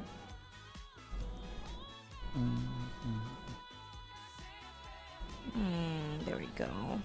Gonna add a little bit of ambient shadows in here, like ambient occlusion, just to kind of pop out that neck a little bit. Maybe not that much, maybe just a bit. And there, I translated this to this in color. It looks pretty good. Yeah, Not too bad. Looks pretty nice. Can we get Blender on Mac? Yeah. Yeah, you can. Do you have rendering tutorials on YouTube? We have a hair rendering tutorial on Yes. YouTube. You have a section in your Learn the Fundamentals of Art in 2 hours. You have a section on rendering. I have there. a little section in a 2-hour-long video of mine on YouTube, but we talk about rendering pretty often on stream too. Yeah, we do. You can look through our past streams as well. But videos, I don't personally have any dedicated rendering videos on YouTube, but I have a video from a while back. It's called Complete Beginner Art Fundamentals Course. It is 2 hours long, and I do cover the basics of rendering in that. It's like a really fast-paced class that goes through perspective and rendering and color theory and stuff like that. It's a great video. Very informative. It's a couple years old, but it still checks out. Yep. I feel like I should make the background just a little bit lighter down here. Do you have any tips on doing art commissions? You're a business now. Yeah. Like, Yeah. art stays in the art side, but now you've introduced an entire new section to your job, which is business, which involves marketing, promoting, promoting yourself, negotiating rates, chasing down people who don't want to pay you, all kinds of stuff, dealing with unruly clients. So, like, if you don't want to deal with all that comes with doing commissions. Blender's free everywhere. It's just free, period. Yep.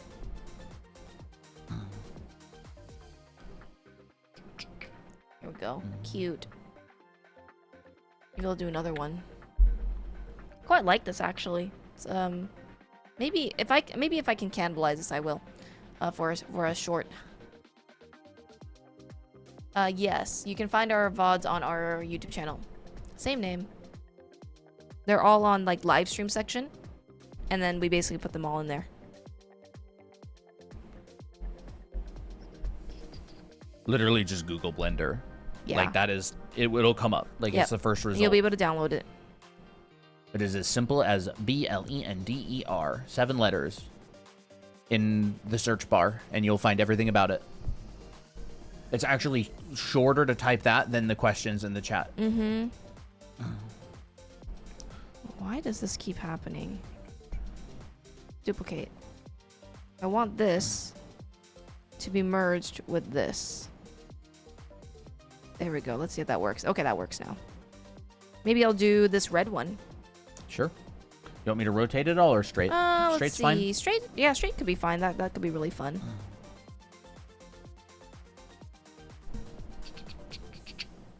Yep, all our past streams are on YouTube. Ooh, look at that circle. I'm Nice. always impressed whenever I draw a good circle. I'm like, ooh, That's like infinite happiness loop. You I just draw know. circles all day. yeah. Oh, that's a good circle. How much of a circle can I draw with a mouse? I wonder. It's not too bad. How much of a circle can I draw with a mouse? Let's see. Let's see it. Miko for the red one. I whisper maliciously. Sure, I'll do Miko for the next one. For the red. Make her look kind of scared or mysterious. That's not too bad. Ooh, okay. That looks good. I draw with a mouse a lot. How can I make my colors look more warm That's a bad or circle. more cold and satisfying? Add That's more pretty warms bad. and add more colds, I guess. It's kind of like, what is your cool and what is your warm? Like warming it up generally means adding probably more oranges and yellows. Cold is probably like adding more blues, more of a bluish tone. And you kind of just like put the color on top. That's what I would do. How do I make my colors look more warm or more cold and satisfying? Well, color is relative. Yeah. Color is relative. So if you have gray, if you want to cool it down, you can use anything on the cool end. Did I say cool? Yeah. If you want to cool it down, you use anything that's cooler than gray, which is a neutral. If you want to warm it up, you use anything warmer than gray. So you're going to take your color, and if you want to cool it down, you literally just choose anything cooler than that color. So if you've got green, you want to cool it down, you can go towards blue. If you want to warm it up, you can go towards yellow. If you have pink, you can go towards red if you want to warm it up. You can go towards purple if you want to cool it down. I silently judge artists based on how good their circles are. Oh, you want to put the reference up? Sure. Yippee. Okay. I'll do Miko for this one. This one will be kind of cool.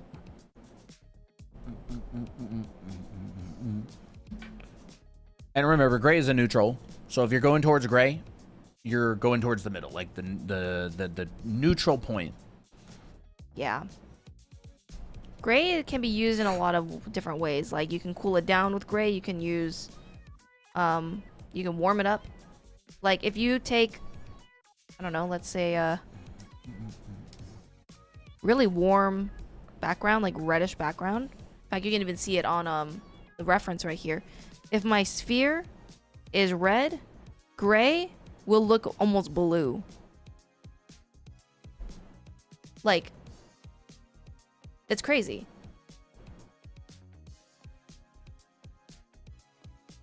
And there we go. Look, I would say it looks almost blue to me. Like there's got to be like some tint to it, but there isn't. Same thing. Like if you put it in a blue environment. Especially if your brain is telling you it's something. Like that doesn't really look like anything. But if your brain, if that's, I don't know, a vegetable or a certain like fruit, your brain is like desperately trying to tell you that that's the color. Yeah. Like if you've ever seen that like strawberry illusion. What's the where strawberry they where they illusion? made the blue like color. I don't remember where it is. It's in a Color and Light, the Nathan Fox book. It's like So like this is the same gray, but look how much warmer it looks. It almost looks like you've tinted it orange. Like that's like the power of gray. it's not in the right layer. Here it is. Oh wow. Like your brain so badly wants to tell you that this is red But if you color sample it, it's literally gray. yeah, Holy crap. That's it's gray. like grayish. Wow. Like if you zoom in, it's all in like the green and gray family. I saw a red in there, but that's probably just because it's It has a grain. if I were to blur this, yeah, it's like this noise. If I were to just like blur this a bit, it would probably get rid of all those. Gray. Wow, it's gray. When it goes completely gray, it says 0 saturation, so there's 0. It's pure gray. It's cool, huh? Yeah, it's really cool. But like your brain wants to tell you those are red. Perception.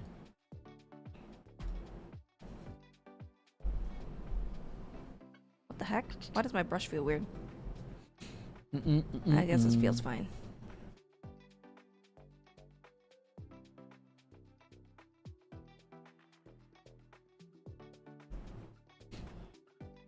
Hooray for colors. Mm-hmm. How does that work? What do you mean? You mean the gray? Like with the strawberries?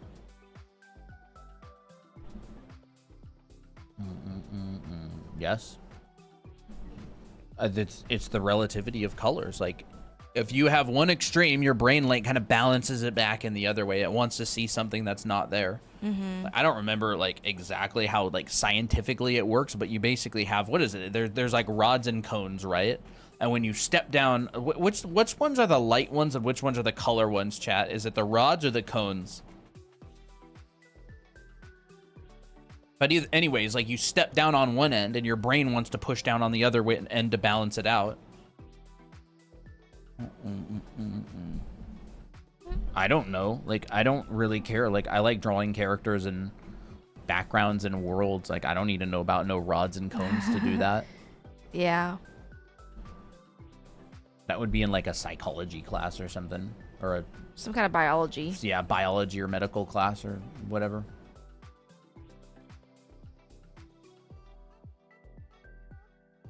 I didn't know if you want to put it back onto my screen.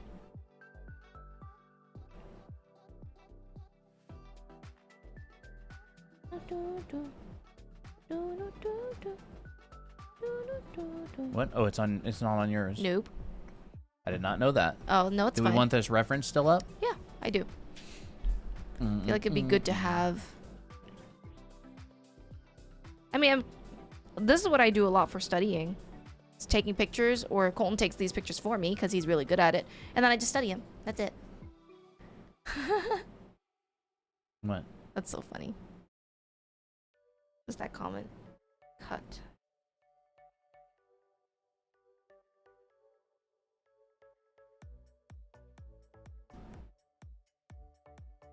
Let's make her look ominous. Like, she's like really cute character, but when you put like red on her, it's like instant evil. Well, and I feel like this is where people are like, oh, what color should I make my piece? Well, what mood do you want it? Like, when I look at this psychologically, I personally think that it is, you know what, let me do this in black and white. Black and white's easier. And then I'll do the same way with tinting it. Like, what mood do you want it? Do you want it to be like dark and ominous? You know, black and red color palette would work really well. Your website doesn't open on any of my devices. Is it working correctly? Yes. It is working. I'm not sure why it's not. Are you typing it in your browser? Oh, okay. Your home Wi-Fi must have been. Okay. And then, out of my lights. And right now, my lights, because it's a red light, I know that it's going to be a dark. It's not going to be this white. That's not that pure red. So I know physically that I have to make it dark. And in fact, I'm going to make all of this lighter because I want to see it. And I'll decide the darker bits later.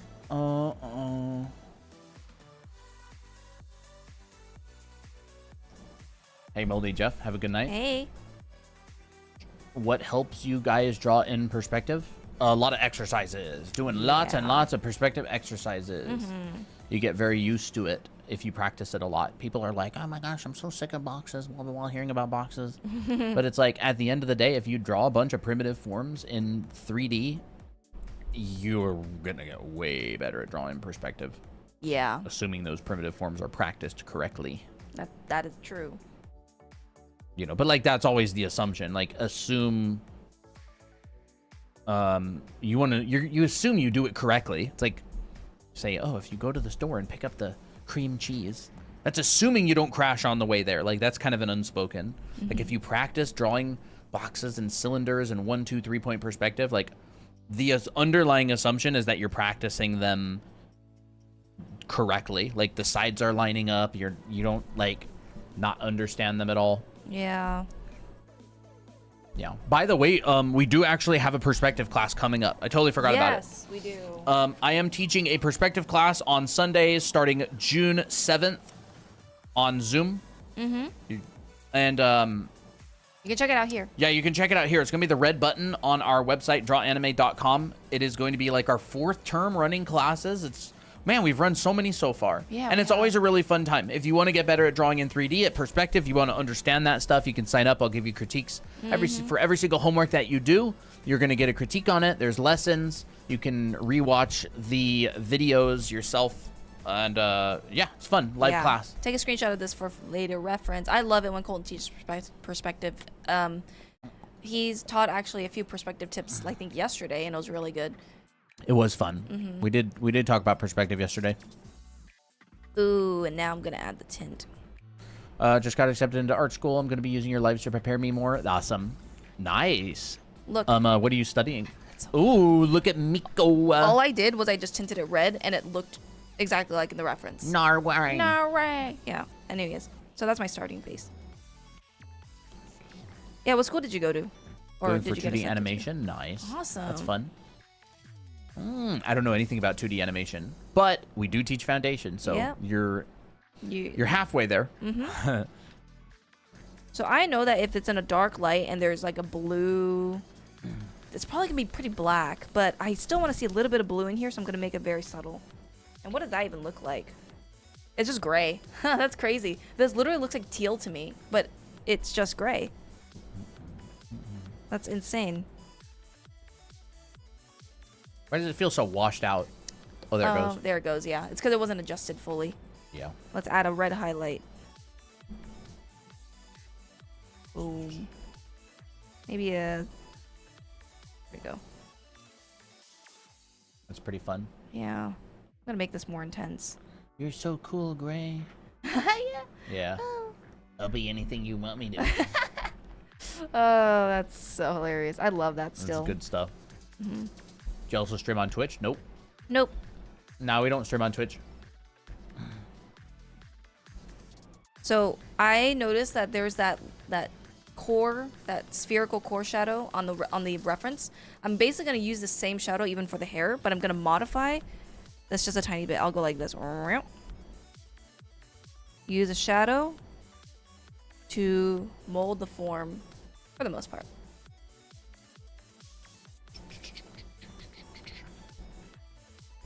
Right, any like little overlaps, I put little shadow areas, and then I'll sometimes go in like this. Boop.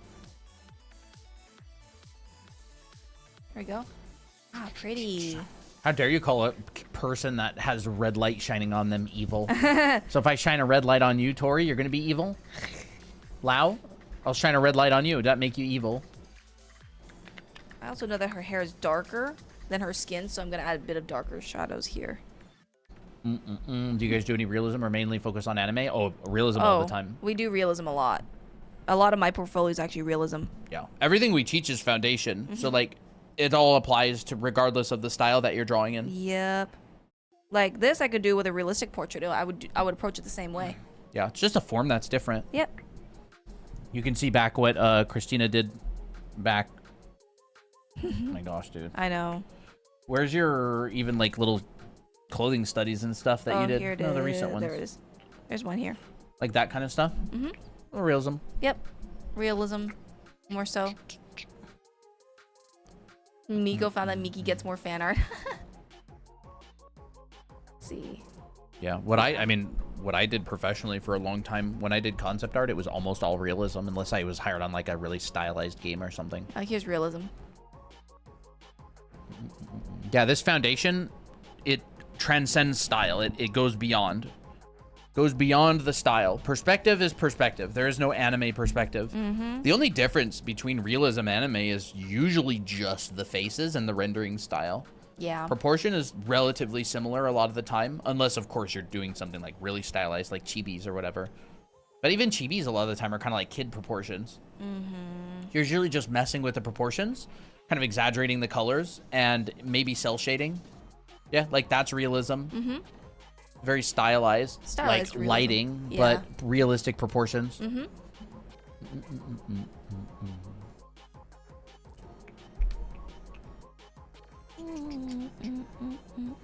If we tint, what if we tint our PFPs red? Then you would be evil. Hey Tuna, how's it going? Hey. Finally here, nice. How is it going? What are you up to? I'm gonna paint this all red. Evil red lighting, rah. Evil red lighting. You know, it's funny because that's psychology, right? Like when you look at red lighting, it looks maniacal. It looks like evil. So judgmental of them. But like when you see like a sickly green, like a yellowish green, you know, you think of the Joker, or like a teal green. Like you think, oh, this person's like not well. Like something's something's kind of going on with them traumatically. And it's like that's all mood. It's all like color. I would say color theory is also like partially more psychology. Because I'm too lazy to think about like how exactly does it work. Like I mean, y'all can be a nerd about it, but I just want to make sure I can see the colors clearly and get the vibe that I want. So yeah, let's make darker brows because I know that her brows are darker than her skin. And I just look for things like that. I'm thinking, okay, her skin is lighter than her hair. So I just make sure to tweak the colors so that it feels that way to me. Let's tint this a little bit more brown because it's a white light. And perhaps the white light is reflecting off the brown a little bit. So we'll see how that looks. I may not do that. Heading out for now. Have a good one. Bye. Happy drawing as well. Drawing commissions. Nice. Nice. Do you use color psychology in your art? It's kind of hard to avoid it if you're Hard to avoid, yeah. if you're using color. For sure. Like, you know, warm, friendly colors, cool colors, evoking different emotions with color. Yeah, for sure. Oh yeah. A lot. Most of my pieces with gray are very dark and blue. And sometimes red. Because psychologically I want people to feel like it's moody. When I do my rendering, I feel my artwork still looks flat. Could a lack of rendering be the cause? It's probably a lack of the correct planes being in light and shadow. Things look flat when they don't show the dimension, so it probably is a dimensional issue. Yeah, like does the light feel like it's rolling around the form? Like are you adding like does this bounce light show form? Well, look at that. It's weird. And it's assuming that your values are kind of, or I should say your lights and your darks are being like applied appropriately. Yeah. Where are your lights and where are your darks? That's going to be determined by your light direction and what planes are being hit by light and what planes are not being hit. Let's add a little bit of that rim over here on her neck. Ooh, look how pretty that Oh, looks. they meant on Discord, not TikTok. Evil Tori. Oh, I see. And where's Lao? I don't see evil Lao. Do you guys know how to render the camera flash effect? Yeah, it's front lighting. Front lighting. We talked about it a little bit earlier. It would be like angle of incidence lighting, where you're getting lit directly from the front. I have a reference here. We just covered it not too long ago. Where is it? This should be under artist breakdowns right here. Camera flash is basically you're getting highlights in the center of your forms. So, and your forms are rolling away like this. Right? They go, as your form rolls away, you're going to get shading because the light is not hitting. Like this plane is facing up, this plane is facing here, and this plane is facing us.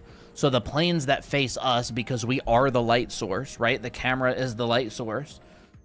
Planes that are hit perpendicular are the most lit. So, you know, your camera is here. Here's your ball.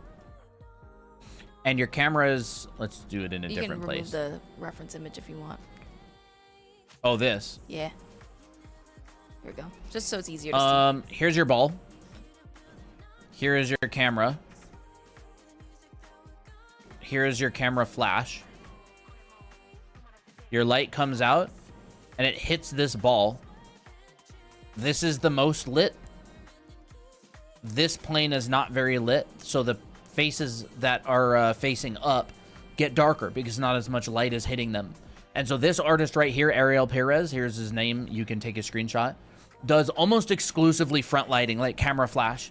So you can see all of the highlights are directly in the center of the form. And as the form rolls away, it's getting darker. And I did this little demo here, and this is what it would essentially look like, right? If this ball was more reflective, it would kind of look like that, right? And then maybe we get like a little bounce of the ground down here. And then maybe we'd get a little bounce of, or a little bit of the sky. So like you can make this ball more reflective by showing what's around the ball as well. But anyways, and then this is another one where the artist actually simplified it a lot more, and they kind of just made it flat. So front lighting is generally going to look pretty flat. Like, it's not going to be very modeled. Let's look for that front lighting reference. Where is it? Probably put another window for that. There it is. This. Yep. Here is camera flash lighting. I put the light right above the camera so you can see highlights in the middle of the form. Edges are rotating away from us because they're not facing the light, and the light overall is pretty flat. It is like, you know, the ball is literally this, except this is matte surface, so we're not getting highlights. I mean, I think this some is literally people it. Would call it like pillow shading or something. Maybe people would call it pillow shading. I have no idea. I call it what it is. Yeah. Which is front lighting, Yes, camera flash front lighting, basically. And you might get a shadow. So like if the light was just a little bit on the right, we would probably get a shadow like that behind it. If the light was a little bit on the left, we would probably get a little. Let me do this. Yeah. And there's the shadow, Ooh. or there's the shadow. You can see that this artist right here, they have the light slightly below the camera. So the shadow is going up, right? The shadow is going up like this. And by the way, this is this artist as well. You can take a screenshot of that. There it is. The reference was in the way. All your other rendering principles, they still apply. So, you know, lit side, dark side, shadows, calculations of light, everything else is the same. It's just you're changing the position of your light to be very similar to the viewer. What's up, new to being evil? I mean, so is Miko. So is Miko. I really like how this one turned out. So I want to ask if references earlier. What about it? They were asking if it's cheating or not. I mean, I use reference for this. No. Why would it be cheating? Cheating like what? Yeah. Like, who's in competition? I do you like my PFP? What is it? Is it Evil Applejack? It is Evil Applejack. Wait, you need to send that image. Evil Applejack. Oh my gosh. Oh my gosh, that's so perfect. This is Tori's profile picture now. I'm evil kitty. I'm Evil Applejack. Applejack, what do you think of that? Are you coded for evil? He thinks nothing. He's a cat. What do you think about blending modes? After studying color, but I can't use them properly anymore. I almost never use blending modes unless it's for a specific reason. Like if I want to darken things overall without changing the detail, I will generally use like a multiply layer. If I want to like get like this kind of vibrant highlight, like make something feel very, very bright and it kind of has like this, I don't know, overlay kind of effect, I will use some color dodge. But like I will only use them depending if the situation calls for it. So let me do a little bit airbrush, and like let's say if I want to really emphasize this area and make it feel a bit more radiant, sometimes I will put a little bit of color dodge, but I won't use it as like a light. I'll just use it for an effect that the light causes. So like I feel like that looks really good, and it could definitely do without it, but you know, it's more like effects. But I wouldn't do it like everywhere. I guess it just depends. Like if I start doing this, that's not how I would like to use it. Evil Applejack when he turned off the stream? Yes. That is evil Applejack. What were you answering about? I was answering about the layer modes, yeah. Like, I use it very sparingly. If I want to darken something or lighten something without changing the detail, like maybe I'll use like a lighten. So let me see, lighten. And that's not the really the one that I want. Does it add? I can turn that back on. Sure. Is it lighter color? No. I don't really remember. I don't really know which one to use. I barely use it, so there goes that. Multiply, you know, if I want to darken this, I like to use multiply. Yeah. I really like darken and lighten layers, by the way. They're really helpful. What do they do again? Darken it, anything lighter than what you're coloring with, it'll darken, and then anything darker than it ignores it. Oh, okay. You can use it to push things back in the distance. I changed it to multiply. I changed it to darken. Like, you know, if we were working with this kind of thing right here, and I wanted to kind of neutralize a lot of these lights, I could go darken. And it would only affect the stuff that's lighter than it. So you can see. That makes sense. And lighten works the opposite way. So for example, if we change this to lighten, it'll lighten anything lighter than it, it'll ignore, and anything darker than it, it will see? You can use that to compress value groups and stuff as well. Okay, I'm using that from now on. Oh, it's so useful. It's so useful. Oh my goodness. I learned about the usefulness of light and darken from Nick Gintro when I took his class in Brainstorm. That's sick. Let me add a little bit of tint. Do you render on a different layer and merge later, or just one layer? It depends on the piece. These practice ones, I just use one layer, and then I paint on top. But if you want something a bit more like non-destructive, then you work on multiple layers. What if I made this even darker? What if I did that? Ooh. I don't use a lot of layer settings, mostly because my whole life nowadays is just like, I'm practicing fundamentals. Like, even to this day, I'm practicing fundamentals. Since I'm not working as a concept artist professionally anymore, I've gone back almost completely manual with everything just to practice. When I was doing concept art, when I was making all those pieces I show sometimes, I would use a lot of blending modes and layer modes and all kinds of stuff, and photo bashing and 3D, but for the last 3 or so years, I've used almost none of that. I used a little bit of 3D for one of the Secret Santas that I did. I remember that. That was a really good one. That's about it. I like drawing. Like, I like drawing and painting, and so I use drawing and painting, or I do drawing and painting. If I'm working professionally and I want to earn more and I want to speed up my process, then I'll use stuff to speed up my process. But other than that, I don't really use a lot. I'm gonna draw Evil Tira. Color dodge, linear dodge, lighter color. You can find like YouTube videos that explain all of what these layer settings do. By the way, they're really good. Multiply is great. Yeah, multiply is great. Screen is really useful. Overlay and soft light are great for texturing. But they're not going to save you from bad fundamentals. Like, No. you're not going to... They're not going to solve problems for you. Like, if you don't know where the texture needs to show up, a layer mode's not going to help with that. Like, Yeah. if you don't know what side or what area to put texture and what area to not put texture, a layer mode is not going to solve it.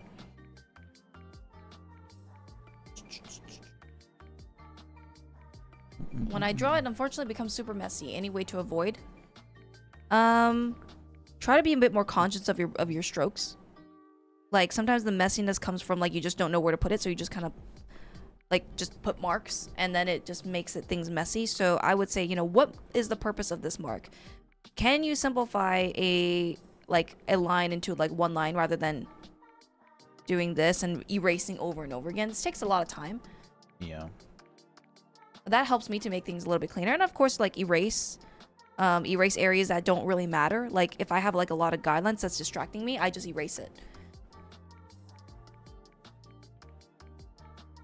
Blending modes are great, by the way. I just don't use them these days.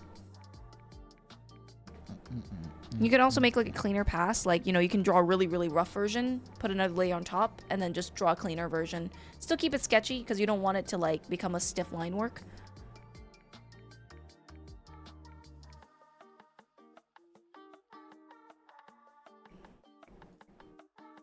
There we go. That's cute.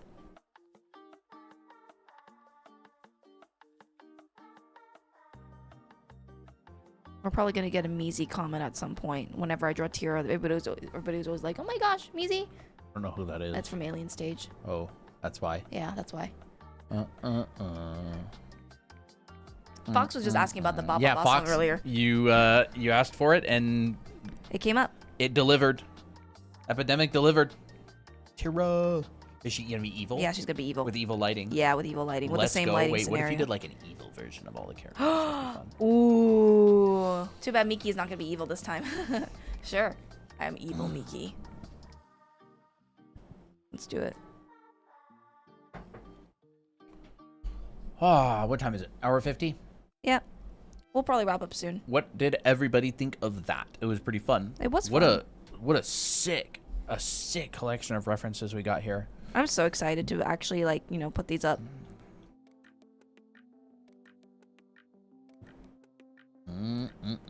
Delectable. Look at that, dude. Look at that. Look at how flat that lighting is. Like, look at the dimensionality of this lighting versus this lighting. Very, very, very strong light here, and then it kind of goes into a shadow, and then it goes into the light, and then the shadow. But if you shine a light at it from the front, look what happens. Boop, completely flat. Completely. Like, you don't even see any of, like, the form change in the face. It's just graphical. Yeah. That's crazy. Yeah, you can see the shadow here. Mm-hmm. The light is coming from the top, and the shadow here. You can see these little shadows coming out back here. Light is coming from the front. It completely flattens the face. So if you want a character to be more flatly lit, you can light them from the front. If you want them to feel more dimensional, you light it from an angle that feels dimensional. Yep. Like that shows the dimension, I should say. I'd like to take a look at the red lighting real quick. There we go. So what a lot of the time what will happen is, like, beginners or artists will memorize a particular angle, and then they'll go, well, this is my style, but they won't realize that their style is actually just a particular lighting angle. And if they understand that it's a lighting angle, like, they can still do it. It's just now you have a lot more control. It's like the style is a lack of understanding what's actually happening, and it's kind of just like what you're used to. And so I don't like a professional will come along and they'll be like, oh, you use this, and they'll be like, huh what? And it's like, yeah, like, your characters are all lit from the front, that's why it looks like this. And they'll be like, oh, I didn't realize that. But, like, I mean, all the time you'll see, like, beginners who will have this, you know, style. Or they'll see a professional doing something that they do often, and they'll go, oh, that's the pro's style. And the pro will go, I just like lighting things from the front. Yeah. And the beginner's like, oh, so that's where the effect comes from. And it's like, yeah, you learn this in art school, or you learn it in, like, photography class. So if you want your style to be more interesting and, like, to be able to control that sort of thing, literally learning foundation is the way. Like, that is how you do it. You learn the foundation, and then you can manually adjust those things. And then all of the artists will go, oh, I love your style. And you'll be like, they don't know. Evil artist. Yeah. You guys having a field day with the camera? Yeah, it's a lot of fun. It's very similar to assignments that you would get in an art school, where you, like, build physical models and stuff. Let me see how this works. So they go, oh, I love your style. What do you mean? And a lot of the time, people kind of just accidentally their style, like, they stumble upon it. They will stumble upon their style just by experimenting, and then they'll find something that they think looks good, and they'll kind of latch onto that and go, oh my gosh, I need to keep this. I need to keep this because it looks good, and they'll be afraid to branch out and try new stuff. Yeah. More of like a intense red on all of these. What are we doing today? Anime headlighting and stuff. Yeah. I kind of want the picture that it was. Yes, exactly like that. You don't like that. Yes. You're gonna do the same lighting. Yeah, no, I want to do the same lighting. I want to see what it looks like from the Very front. Because I kind of did it like that. So this... We'll get shadow here. Ooh, that's much better. Evil Tira. Evil Tira. Okay. And then this is the bottom plane of her nose. Tira when nobody is watching. Is that on multiply mode? No. Nope. She's just painting. Yep. Wow. Starting to see the forms here. Really like it. A little bit of bounce light from the cheek onto the brow right here. It's not the brow. Or the underneath the brow. Oops. Underneath the brow. And then the rest is kind of like dark here. Dark here. This will all be in darkness because she's covered with hair. We'll keep this darker.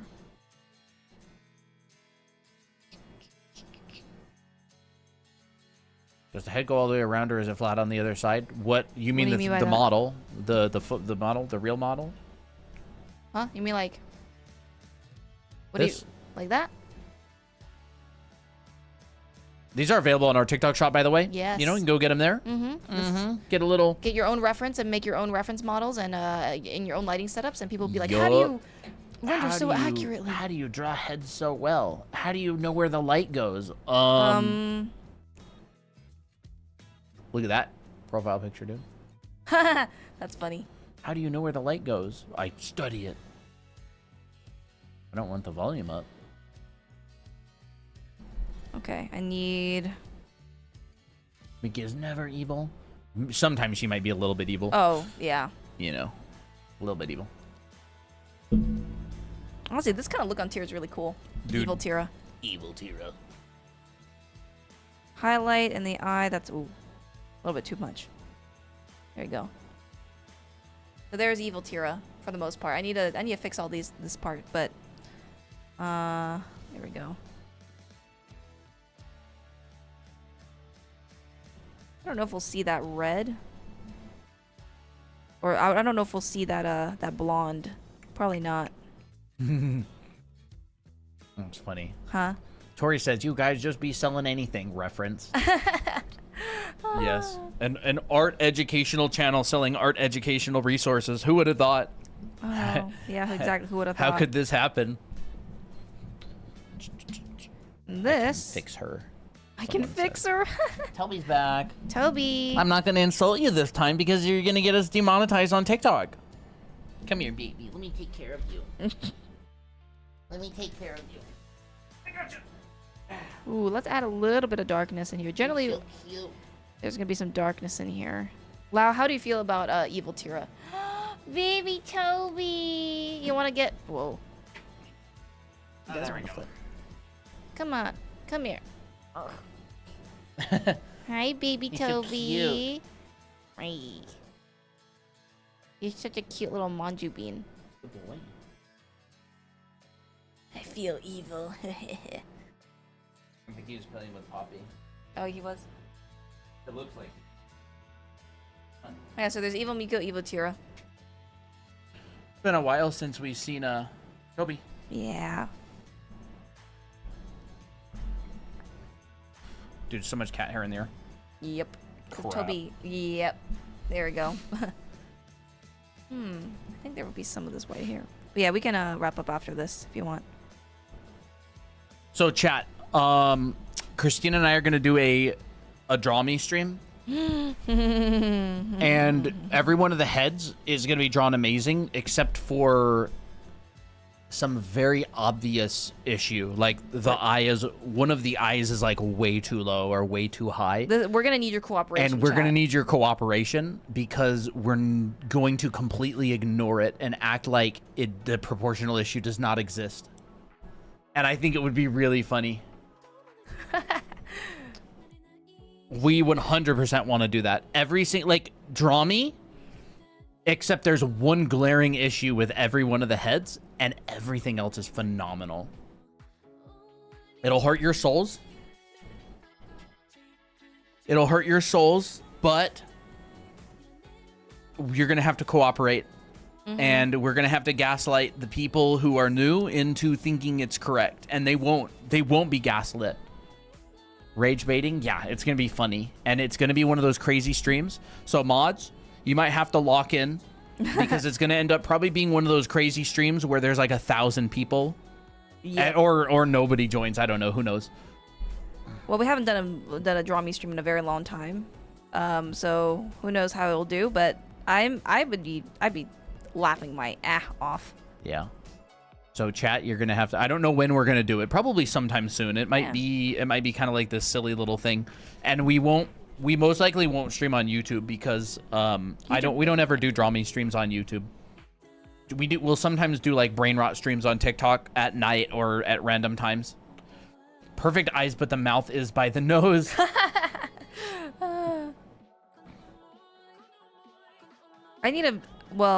I guess that wouldn't actually be that hard of a thing for me because I can draw pretty good now, but drawing bad, if I can draw like an eye bad, or I can draw eye really good but placed down here, and that'll be perfectly fine. Yeah. Yeah, like it's gotta be pretty obvious, but not like just ridiculous. You know what I mean? Yeah. I'm talking like, you know, like it's kind of melting off the face quite a bit. Yeah. But we just could never admit it. We can't say, oh yeah, and people are gonna get mad, and you're probably gonna have to mute people. And you don't have to mute people who say it's off. That's the whole point, right? So like mods, if they go like, oh, the eye is off, you don't mute them. Yeah. You just let people be like, oh no, like you go like, I don't see anything wrong. Looks good to me. Let people be them, I guess. And we'll just have fun with it. Yeah. Really low ear or high. I think I'll keep it like this. All right, there's a evil Tira. Mute the mean, maybe. I mean, you probably could. But thing is, like, what is considered mean? Because like for us, like, if people like insult the drawing, like I don't really care. Because I don't care. Like it's more like if people start cussing us out. It's gonna be a pretty lax stream. Like I'll tell you that right now. It's not gonna be a normal stream. We just want to experiment with it and have fun. You don't need to take it too seriously. Dude, this looks so much more reflective now. Whoa! Look at that from far away. That's crazy. Wow. Bro, it makes me want to draw Evil Ray with this lighting. This is awesome. I love this. I love these references. I love these references so much. I should make this a bit more gray. We should have made these years ago. We couldn't have made them years ago. No. To make them more gray. Notice that when I added the gray, now it looks more purplish. Hard to see it on here though.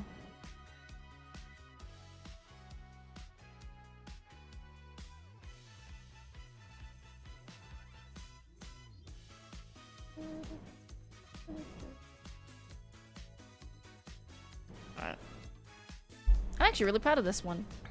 If we look away, if people start fighting each other, maybe like breaking up fights. I don't want any of the regulars to get into fights. Yeah. Like y'all don't have to go that far, right? It's just like, nah, it looks pretty good to me. You know what I mean? Yeah, yeah. I don't know. I think it could be funny. Mute people for 1 second to annoy them. People, it seems our regulars are gonna like it. Ooh, that's a fun little head angle. Ooh, she's so mommy. Okay. On TikTok, yeah, we're gonna do that. Are we on Purple app? Nope. Nope. What if I don't think it needs any like white light. Perfect anywhere. April Fool's idea. I feel like April Fool's would be too obvious. I just like memeing. I don't need to wait for a holiday to meme. What if I added that white? Nah, I don't feel like it needs it. I don't think it needs it either. All right. I feel like her eyes need to be more like more obvious. Here we go. I don't want to have to wait a whole year to meme. You know, funny enough, this kind of looks like the guy model. I ended up using the male model for this. Wait, when is it? I don't know. We haven't planned it. We just talked about it the other day. We thought it would be funny. Meme right now. We would have to start a new stream. Yeah. We would probably go away and then start another stream in an hour or two, but it would get really late. Yeah. Look at Applejack's little paw beans.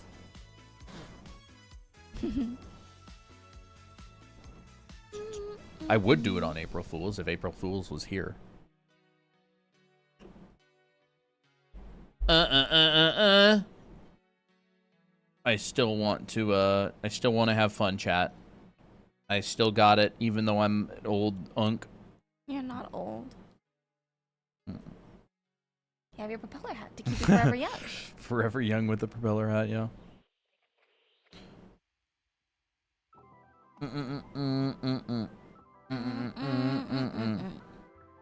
Also, I really like how the Miko one looks too. Miko one looks like she's like, I don't know, kidnapped and put into like a dark room and she has to escape. That's the vibe this one gives me. And this one is just like pure evil. She's like like Tira's just scheming. She's like, I have this psycho mode.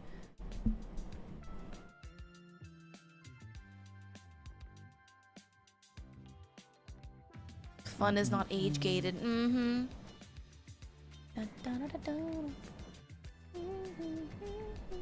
Well, you want to head off? Sure, if you want. Sure. I don't really know what else to do. I mean, you usually just draw mindlessly. Yeah, I do, but I also know that we got stuff to do. Like your Tomodachi life? No, I'm not. I haven't been playing it as much these days. Dude, I'm kind of hungry. What are we having tonight? Philly. Leftover Philly with bread. Okay, bye, chat. All right, chat. Don't forget. Dang, you guys want to play game night again sometime? I think that would be kind of fun. We have a perspective boot camp coming up. It's a live class where Colton teaches for 7 weeks. You get homework and feedback to improve, so you can check that out to sign up. Fun is not age gated. Yeah. Yeah, I teach perspective. If you want to learn about how to draw things in 3D and you know, be able to draw your characters and worlds and all of that and get a head start on that, you know, I'm teaching a perspective class coming up. It's live. You get critiques on your homework. And it's a good time. Yep. I don't know how many students are signed up already, like 5 or 6 or something. And that's going to be very, very fun. And there is still a watercolor promotion that is running until Monday. So if you do sign up before Monday, you get a watercolor drawing of your character and it'll get mailed to you. So this is non-evil Tira done in watercolor, and it gets put in a cute little plastic sleeve. And so if you are thinking about signing up for the class, do so before Monday and you will get a watercolor shipped to you free of charge as an extra. How much for one class? How much for that one class? It is $500. It's 7 weeks, and you will get a critique every single week. You'll get access to the recordings where you can download them and stuff, and each class will be like, depending on how much homework people do, at least like probably 3, maybe 3.5 hours long. And it's fun. It's our 4th time running live classes. We actually just wrapped up our figure drawing class like a month or so ago. Yeah, we did. And that was really fun. All the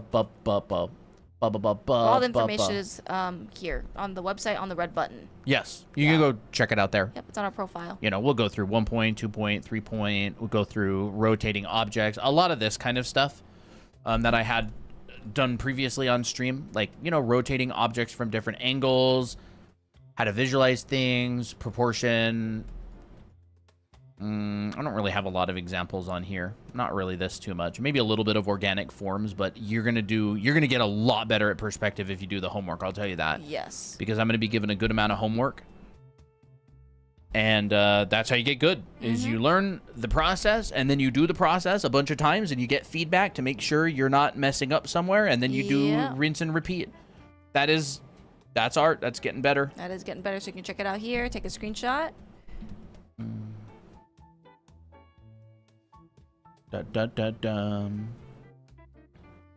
And oh yeah, if you want references of the heads, we basically took these pictures of the head models and we basically took them in that lighting. So that's how we got these results. So yeah, these are on our TikTok shop as well. Oh. Yep, these are available. Bum bum bum bum. Did the mods go rogue? No, I am evil mods. Oh, evil Lao as well. Evil Lao. That's crazy. All right, everybody. We are going to wrap it up there. What a fun... It's definitely not an evil Miki. No, not an evil Miki at all. I could definitely change the colors to make it more Miki, more evil, but I kind of like the cutesy purple lighting on It this is cute. one. I like it. It is pretty cute, yeah. Yeah. You just joined? Get faster Wi-Fi. No, I'm kidding. We go live like almost every single day, so it's all good. Yeah. You won't be missing anything. Society. It's a 7 week. 7 weeks. 7 week, not a week. 7 week. We're streaming on YouTube and TikTok. Yep, 7 weeks. So we meet up once a week for 7 weeks straight. And yeah, it's fun. It's a lot of fun. Live classes are great. Yep. You make friends, you get better, you make lifelong friendships. Yes. And get draw together and stuff. Get taught stuff and show up, and you actually show up. Mm-hmm. All right. Bye-bye, everybody. Thank you. We're also streaming on YouTube. Just answer that person's question. Yep, I already answered that. Oh, okay, you did. Okay. Meow, meow. I need to turn this music off. Exit out of that. Do this and that. Bye-bye. What if he's saying off key? Meow, meow, meow, meow. Meow, meow, meow, meow, meow.